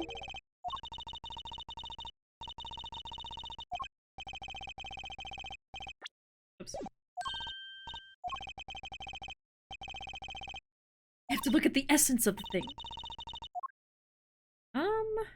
Weird. Why would it tell me to go to Maractus Clinic and then there's nothing here? What in the world?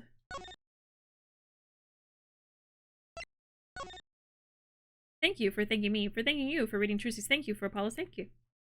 Thank you for thanking me, for thanking you, for thanking me, for reading Trucy's thank you, for Apollo's.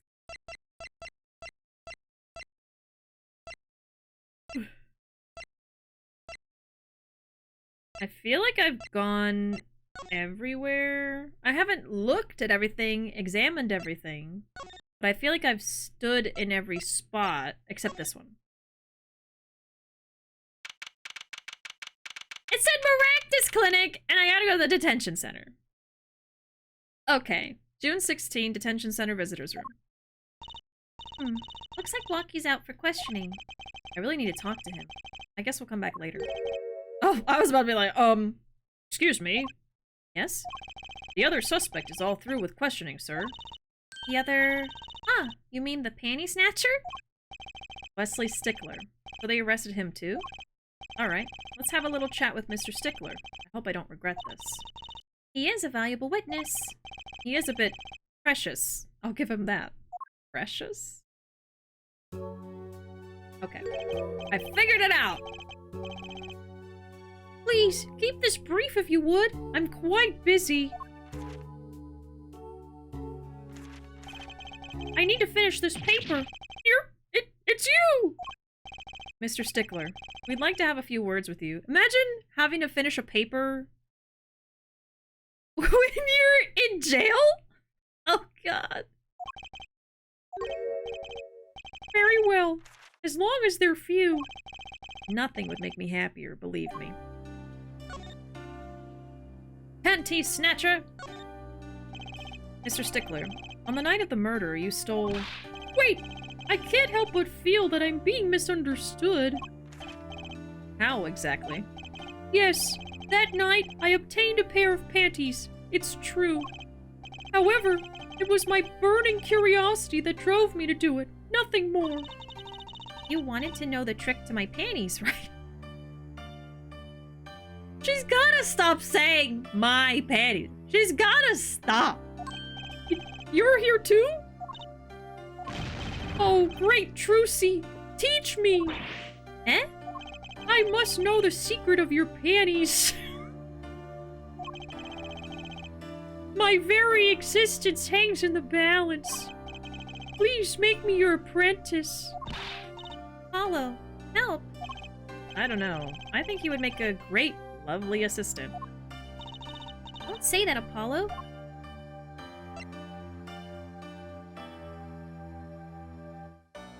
I know the way that he's like... Looks like there's something sour. I know, she's a baby! She's a baby! I hate it. What you witnessed. Could you relate what you saw the night of the murder to us one more time? Why not? Though it hardly differs from the testimony I gave in court. The defendant was there in the park that night, of this I am quite certain. He was pointing a pistol, or something like that, at the victim. That's when I shouted, "Stop, you two! Let's resolve this like gentlemen!" And the next moment a shot was fired. And this is all true. Oh, and this is all true? Really? My panties are gone! My innermost heart revealed!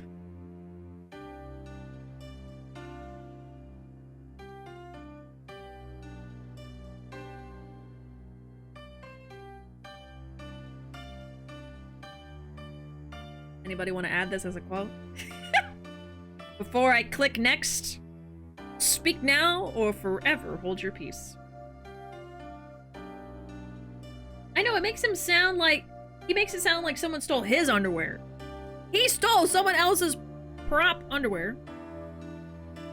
And then had to abandon the evidence because he committed a crime. A panty prentice. Oh dear God. What further reason could I possibly have to lie? Or forever hold your panties. Yeah, there you go. I can't think of anything he'd want to hide more than panty snatching, true. It sounds like Walkie was at the scene of the crime after all. Oh, I wish it weren't so. Okay.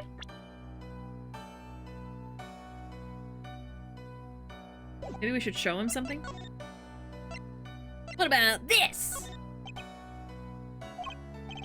Fine. Ignore my evidence. See if I care. I wonder what he's thinking. On second thought, let's not go there.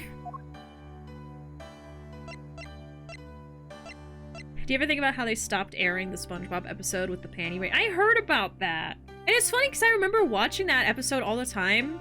But, I I would watch it a lot because my friend had like all the episodes on VHS, and so we would just rewatch the VHSs all the time.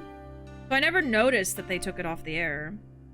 Yeah, they were thinking that it was like inappropriate, I guess, but it was just so ridiculous. Okay, what could I show him? I guess he's gotta say something to this. That's it! The mystery! The unanswerable riddle! Actually, they're just a normal pair of panties. What? How is that possible? It just takes practice, that's all. Then you must teach me. You must! To think, if I could produce a pencil, an eraser, a textbook, and a lunch, all from a pair of panties, my life would be complete. Or you could have a backpack.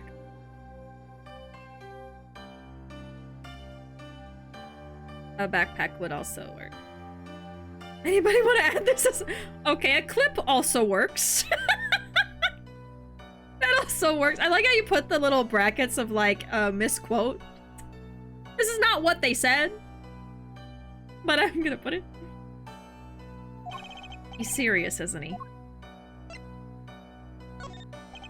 Okay, so he doesn't care about that.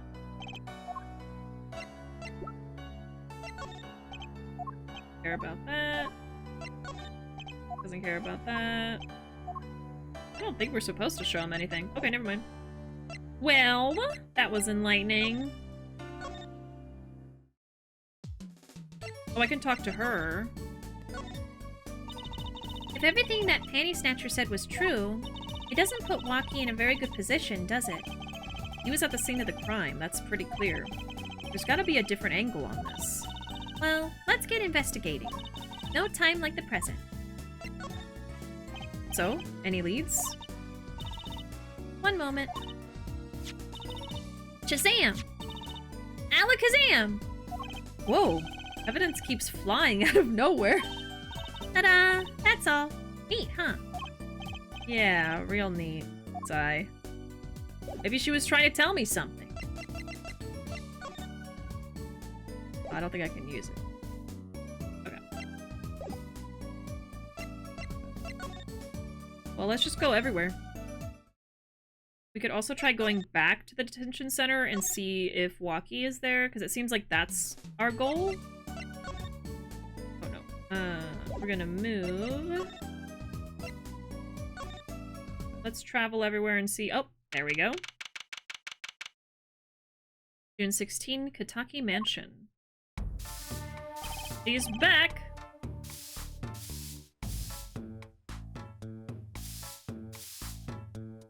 I feel like it probably did happen, Violet. Because, like, how would something like that start if there's not some kind of truth to it? There's some creeps out there. I would believe it, because I know there's creepy people in the world. Yipes! She's back! Oh, how did I do this? Hey, you two! Over here! Us? Yo, little plum. What's up? I think all this gangsterese is a negative influence on Trucy. I heard you retrieved my bloomers. Well, I was just going to... Bah! A man speaks clearly and takes credit where it's due. You caught the thief, didn't you? Yes, sorry. I caught him. You're cute when you're nervous, Polly. I'll deal with you later. But enough about bloomers. What about my son, Waki? Waki? Well, he's, clearly. Yes, ma'am. This is why I was kind of hoping we could avoid coming back here. He's really everything you'd expect in a boss's son. I'm going to be a gangster, dude. Life does have an appeal for that age. Particularly for boys. What? Don't look at me like that. He was shot in a turf war about half a year ago. Yes, we heard the story from Waki. But he didn't tell you the whole story. You know, even if he had a pistol then, he couldn't have shot anyone. What? He acts like he's hard, but he couldn't shoot someone to save his life. I should know. I'm his mom. You know who else knows? My mom! Hey, PC Man, welcome in. How you doing? How was your weekend? I hope you had a good one. I hope you relaxed and or had fun.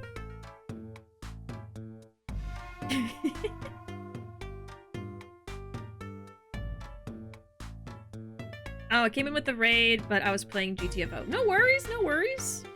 I appreciate it either way. Hope you had fun. Rewards do have a certain weight to them. Hopefully, when this is all taken care of, he and the boss can sort out their differences. Boss? You mean Waki's father? They didn't seem to be on the best terms, did they? It's true. One of our pistols is missing. So the murder weapon was from this mansion. We kind of figured, given the difficulty of obtaining a gun these days. In Japan. None of the rank and file have access. Only the boss, myself, and Waki could have taken it. I see. I'm sure the cops will continue tromping all over the mansion because of this case. Maybe this is a sign that it's time for a change. Okay, I'm gonna write that down. Guns are only possessed by Boss, Plum, and Waki.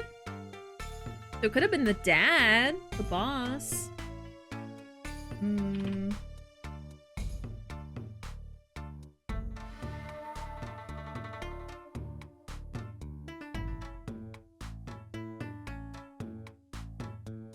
Just writing down some notes. But the translation takes place in America, just like a really Japanese America.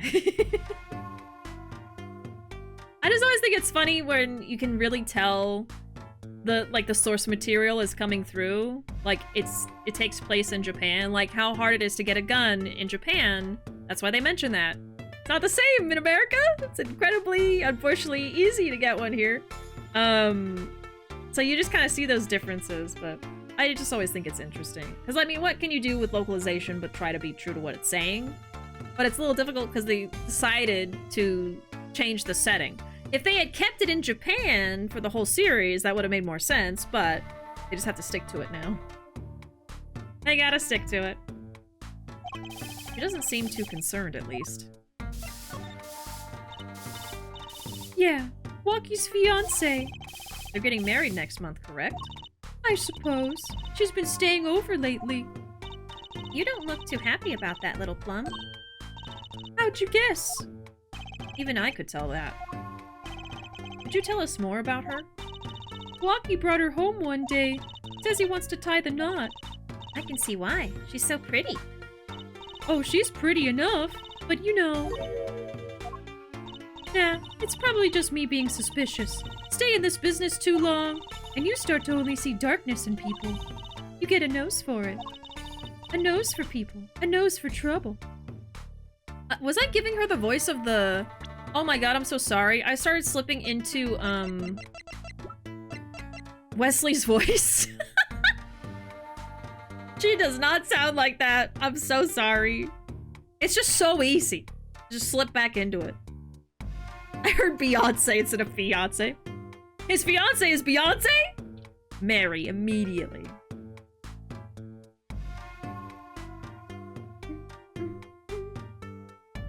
Oh my goodness, another raid! Steven! Welcome in, y'all. Objection indeed. Welcome in. How is the stream? Let me do a shout out for you, Steven. We're playing some Ace Attorney. There we go. Crash word. What is that? Tell me all about it. How is your stream, Steven? Welcome in, Steven. I was gonna say streamer. Streamer Steven, welcome in. And Raptor, welcome in. How y'all doing? Welcome in, Demonic. Objection. I saw him vent, Your Honor, yeah. A browser word game. Oh, okay. I haven't heard of that one. I'm gonna write it down. I like I just recently got into another browser word game, which I'm sure everyone knows by now, but I can't remember the word or the name of it. It's the one where you try to make as many words as possible with the letters. Yeah, I haven't heard of that one. I love word games. They're fun. I hope y'all had a great time. Guy who made it is pretty cool too. Ooh. I'm gonna look it up. I have to know. And I have to know the other one I'm trying to reference is called. I just can't remember. This one? I think it's Words on Stream. I thought that's what it was called. I like when I see that one. Let me look up the one you mentioned. Where did you put it? There it is. Crash word.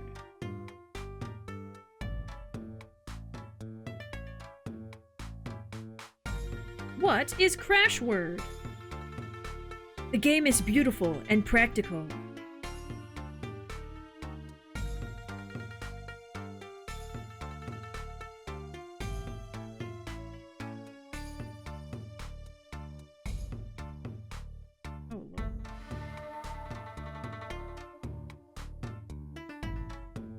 It's hard for me to find information about it.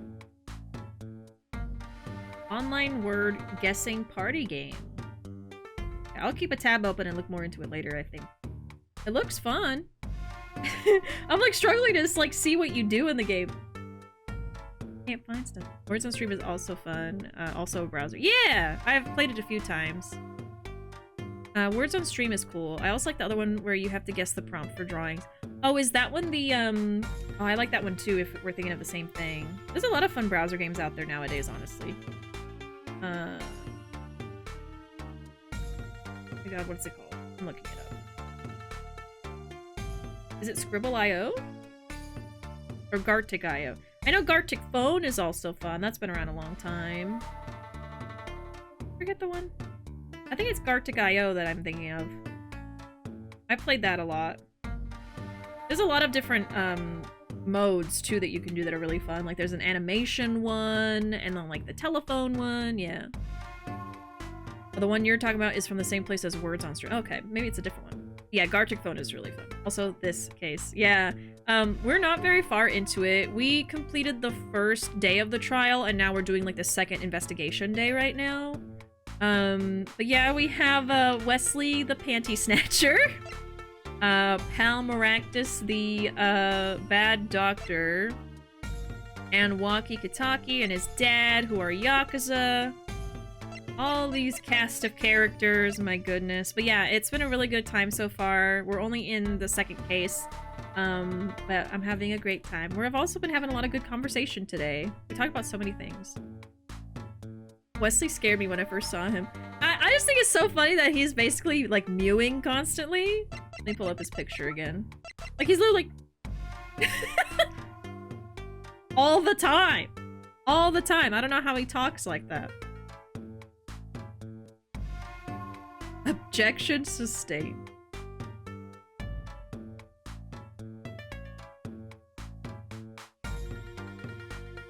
Oh my god. A lot of cats are like that. I think it's so funny when they like that too. Getting pats on the butt. It's so funny. I know his lips! There was a I forget how to call it, but like the mechanic where you like have to focus and it zooms really far in, and I just stared at his lips for a while. It was great.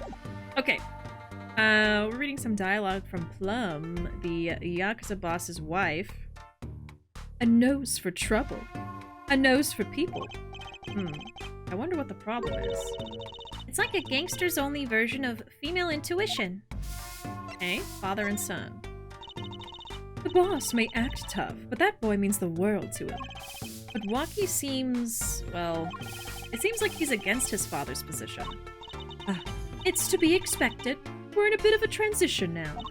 Trying to cut our ties to the shadier side of the street and do more on the up and up. Waki isn't too enthusiastic about the change, it's true. But why the change? Is the gangster thing just not paying the bills?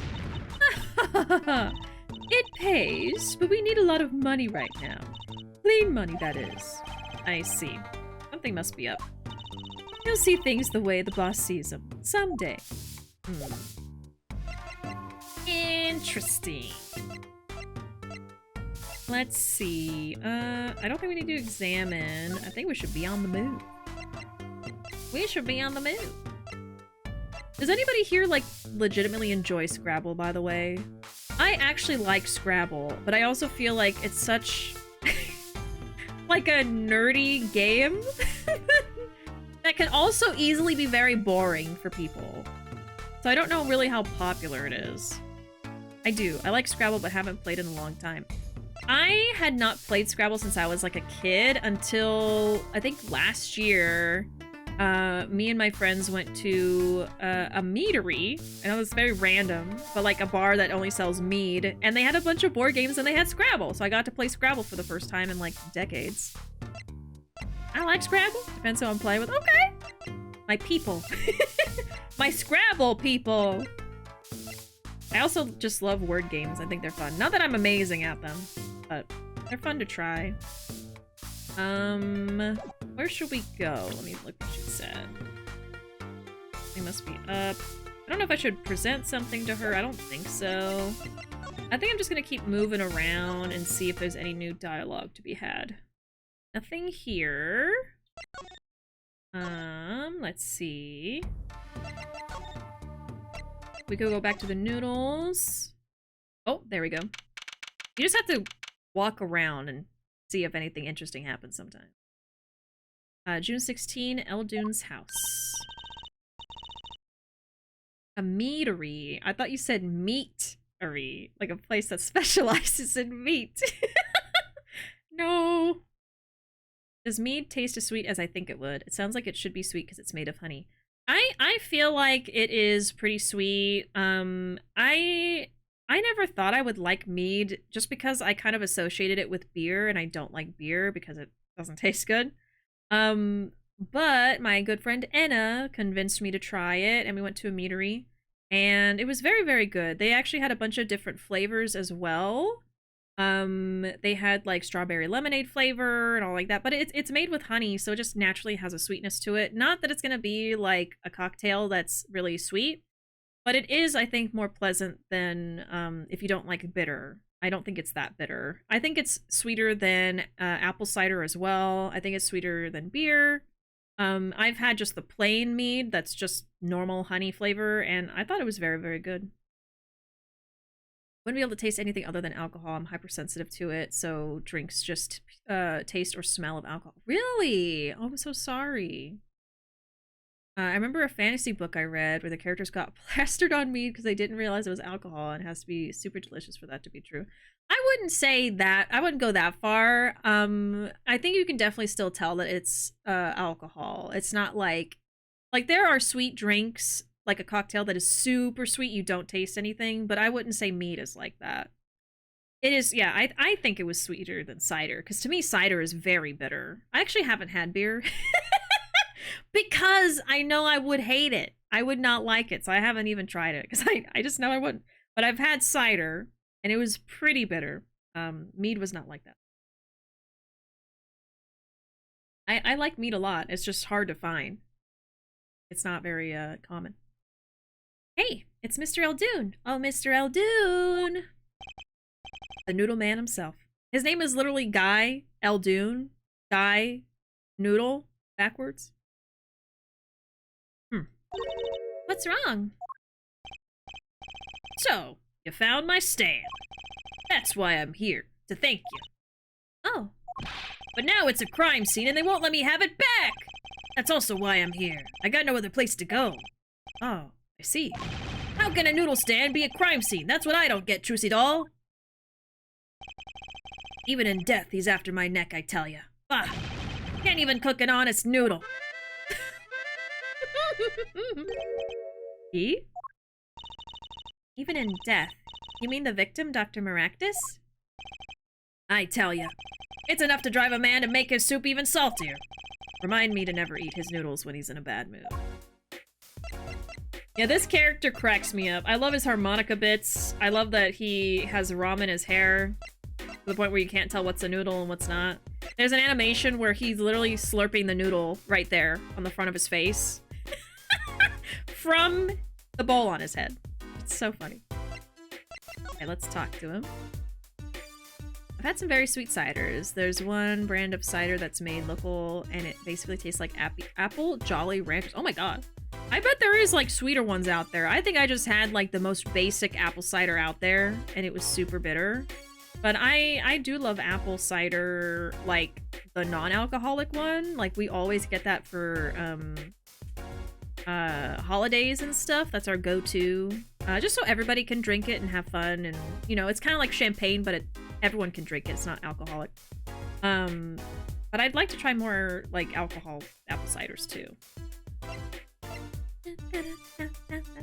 I have particular taste with drinks, honestly. Like if it's too bitter, or like especially with red wine, if you can really, if the tannins are really present, I will like be at the point where I want to spit it out. Like I can't. I won't spit it out. I will just drink it. But it's like I'll take one sip and be like, nope, not for me. So most red wine is a little too much for me. I'll have it sometimes, but it can't be super strong. I like white wine more. Most of the time when I have a white wine, I tend to like it because it's sweeter. I like sangria, of course, because it's sweet. So I usually go for more sweet. Dry is such a weird description of a beverage. Yeah, more dry stuff I don't like either. I don't know. It's funny because, like, I was just having a conversation with people the other day about how, like, descriptor words can be really weird. Like, for instance, I was having a conversation with people. I was watching Wafer stream, okay? That's what I mean. And I was in the chat, and we were discussing, like, how do you describe the flavor gamey? Because Wafer didn't understand what gamey means. Like, what does that mean? And I had to sit there and think, oh yeah, I mean, I would just associate with the flavor of that kind of meat, but how do you like break it down further to other components of how would you describe it to someone who's never had it before? And we landed on, at least I landed on, it kind of can have like a musky smell, maybe earthy smell, and then the flavor is more intense than the usual meat that you would have, like compared to beef. Other meats can be like more intense if they're like more wild, like a deer, stuff like that. I haven't had deer myself, but so yeah, it's just kind of interesting. Like how do you describe dry to somebody when it's a drink? It's a drink is water. How can it be dry? But it is like that. I'm trying to think of how you can describe it other than just saying dry. But it's just interesting because we established these descriptor words, but if you don't know what it means because you haven't experienced it, then how do you describe it, right? Ciders can be very bitter. They'll say dry on the label if they're really bitter. Yeah, maybe I was having something really dry. Didn't get it until I tried a very tannin-heavy wine. It makes your mouth feel dry because it's so bitter. Oh, maybe that's what it is then. It's just like so intense that there's like a chalkiness. Maybe that's what it is. It's like a chalkiness, right? Imagine putting chalk in your mouth. I mean, that wouldn't be pleasant. But some people like drinks that are dry, so I don't know. Yep. I remember seeing similar discussions around describing visual things to someone that has been blind since birth, like nearsightedness. Right, like how do you describe that? It's really interesting to think about. It wasn't a very interesting taste, llama. I have not even thought about the fact that people eat that. Like, I don't even think I've thought about that. Huh. I don't know. I think I'm kind of adventurous when it comes to eating foods. Like, I like to think of myself as not super picky, and I will try something at least once. But I do have certain things that I would say no to, absolutely. Like, not bother to try it. I don't want to do it. I don't know if I would try llama. I don't know. I mean, I haven't even tried deer before. I think I'd be open to it, but I'm not going out of my way seeking it out, you know?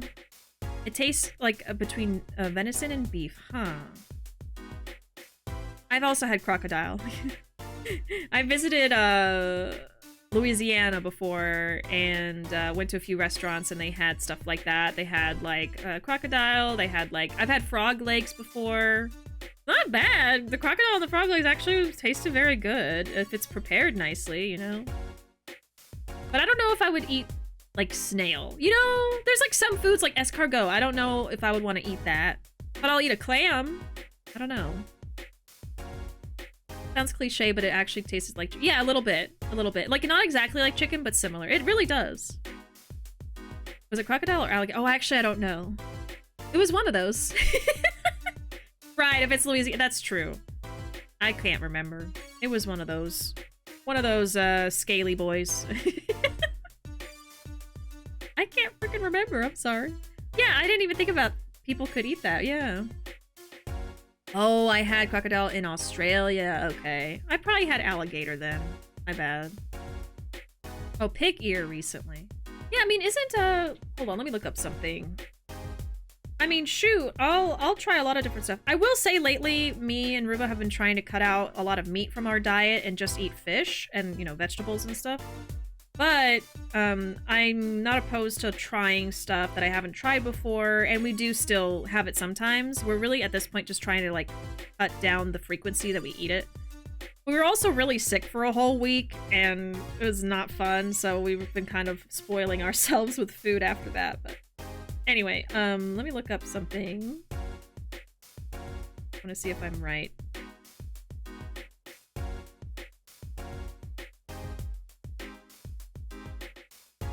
Okay, maybe not. But I think... Oh yeah, never mind. I don't know if I've had pig ear before, but I feel like there's, like, pig ear chicharron out there, and I don't know if I've had that, because I've had a lot of different types of chicharron in the past. It's usually pork belly, so I don't know if they would use the ear. But you know, there's certain things where I would be willing to try it once. But I know the music is nice. While we have this little conversation. It's basically a just chatting stream at this point. I don't think I'm gonna make much progress here. Oh.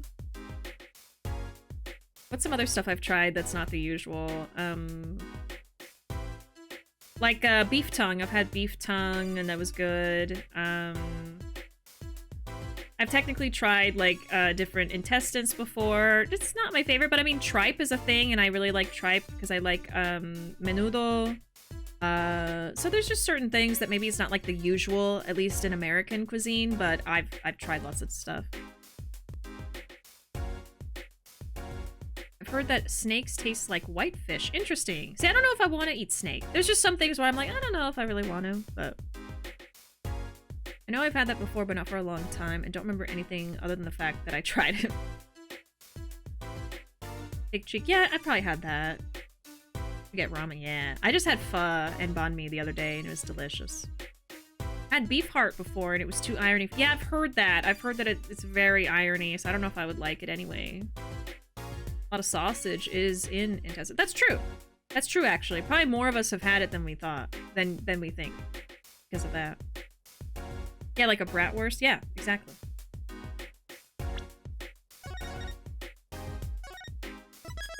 So where are we here? Right now we are wanting to talk to the Noodle Man. Let me take some notes.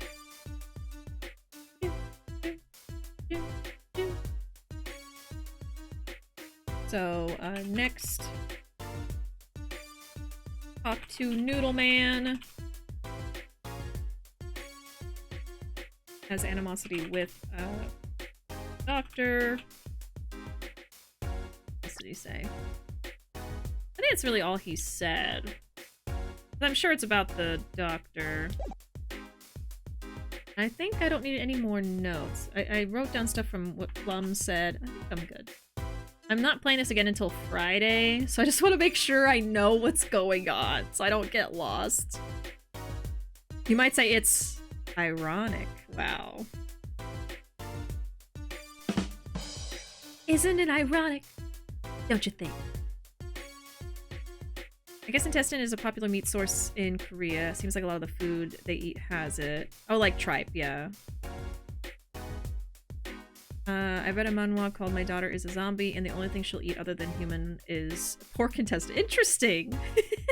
Yeah, I mean, I've seen it at, like, barbecue places, in hot pot, and soups and stuff like that. And like I said, a dish I grew up eating, menudo, has tripe in it, which is... I think it's actually beef stomach, specifically. I don't think it's the intestines, but the stomach, but... Anyway. with all of that conversation being had about food and all the other stuff that we talked about today, I had a lot of fun chatting with y'all as usual and playing Ace Attorney. I'll be playing more of this on Friday as well. We're kind of doing like an Ace Attorney sandwich this week where I'm starting and ending with Ace Attorney, and the meat in the middle is Yakuza. So I'm playing more Infinite Wealth tomorrow and Thursday, and then ending with more Ace Attorney on Friday. So if you'd like to see more of Ace Attorney, pop in then. Otherwise, feel free to pop in during the Yakuza streams. Yes, a Yakuza worse. Exactly. But yeah, let's pop over here. We probably should have just popped over here earlier, because we've just been chatting basically for the last hour, I swear. Speaking of Yakuza, I finished Yakuza 4. Nice, Steven! Congratulations! Are you ready for Y5? It's gonna be such a time. Such a time. I took so long to finish that game, but I also did like all the side stuff and all the sub-stories, so you don't have to do everything. Just do as much as you enjoy and have fun with. And then that's good. It's fine. It's fine. I'm ready, but I don't know if I'm gonna jump in right. Yeah, no, absolutely, yeah. It's gonna be a time commitment, so maybe take a little break, and then you can get to it later. Y5 is probably the biggest obstacle right now, just because it's not a bad game. I really enjoyed it. I think the mini games were really fun, all the side stories and stuff. Why else would I do everything? But it's just a behemoth of a game, and it's the last of the remaster collection. So after you get through the remaster collection, the rest of the series is super high energy and fun. You get to, you know, Yakuza 6, and then 7, and then 8, which is really fun so far for me. You know, and then you can play the Judgment game. So I feel like everything is going to be just uphill after 5. You know what I mean? Even though 6 is not everybody's favorite, but I had a good time with it. It was short, but it was fun. I liked it, you know. Maybe not everything about it, but... 4 was better than I expected. I'm super looking forward to getting the Dragon Engine back. Right? It was such like a breath of fresh air after 5, getting into Y6. Oh my god. But yeah, that is gonna be it for me tonight. Let's see. This was an enlightening stream with the philosophy. I know we talked about so many things today. I mean, we talk every time I stream, but we don't always get into like deeper conversations. Not that it was super deep, but you know, like full-length, intensive conversations. It was a good time. I enjoyed it. But it is late. I gotta go. And I look forward to even more conversation and good times for the rest of the week. There's my social media, most active on Twitter and YouTube. We also have a Discord if you'd like to join. It's the best place to be for stream updates and to be part of the community. I'll be back tomorrow at 8:30 p.m. Central Time with Infinite Wealth. Other than that, I hope I see y'all next time. See ya then. Bye!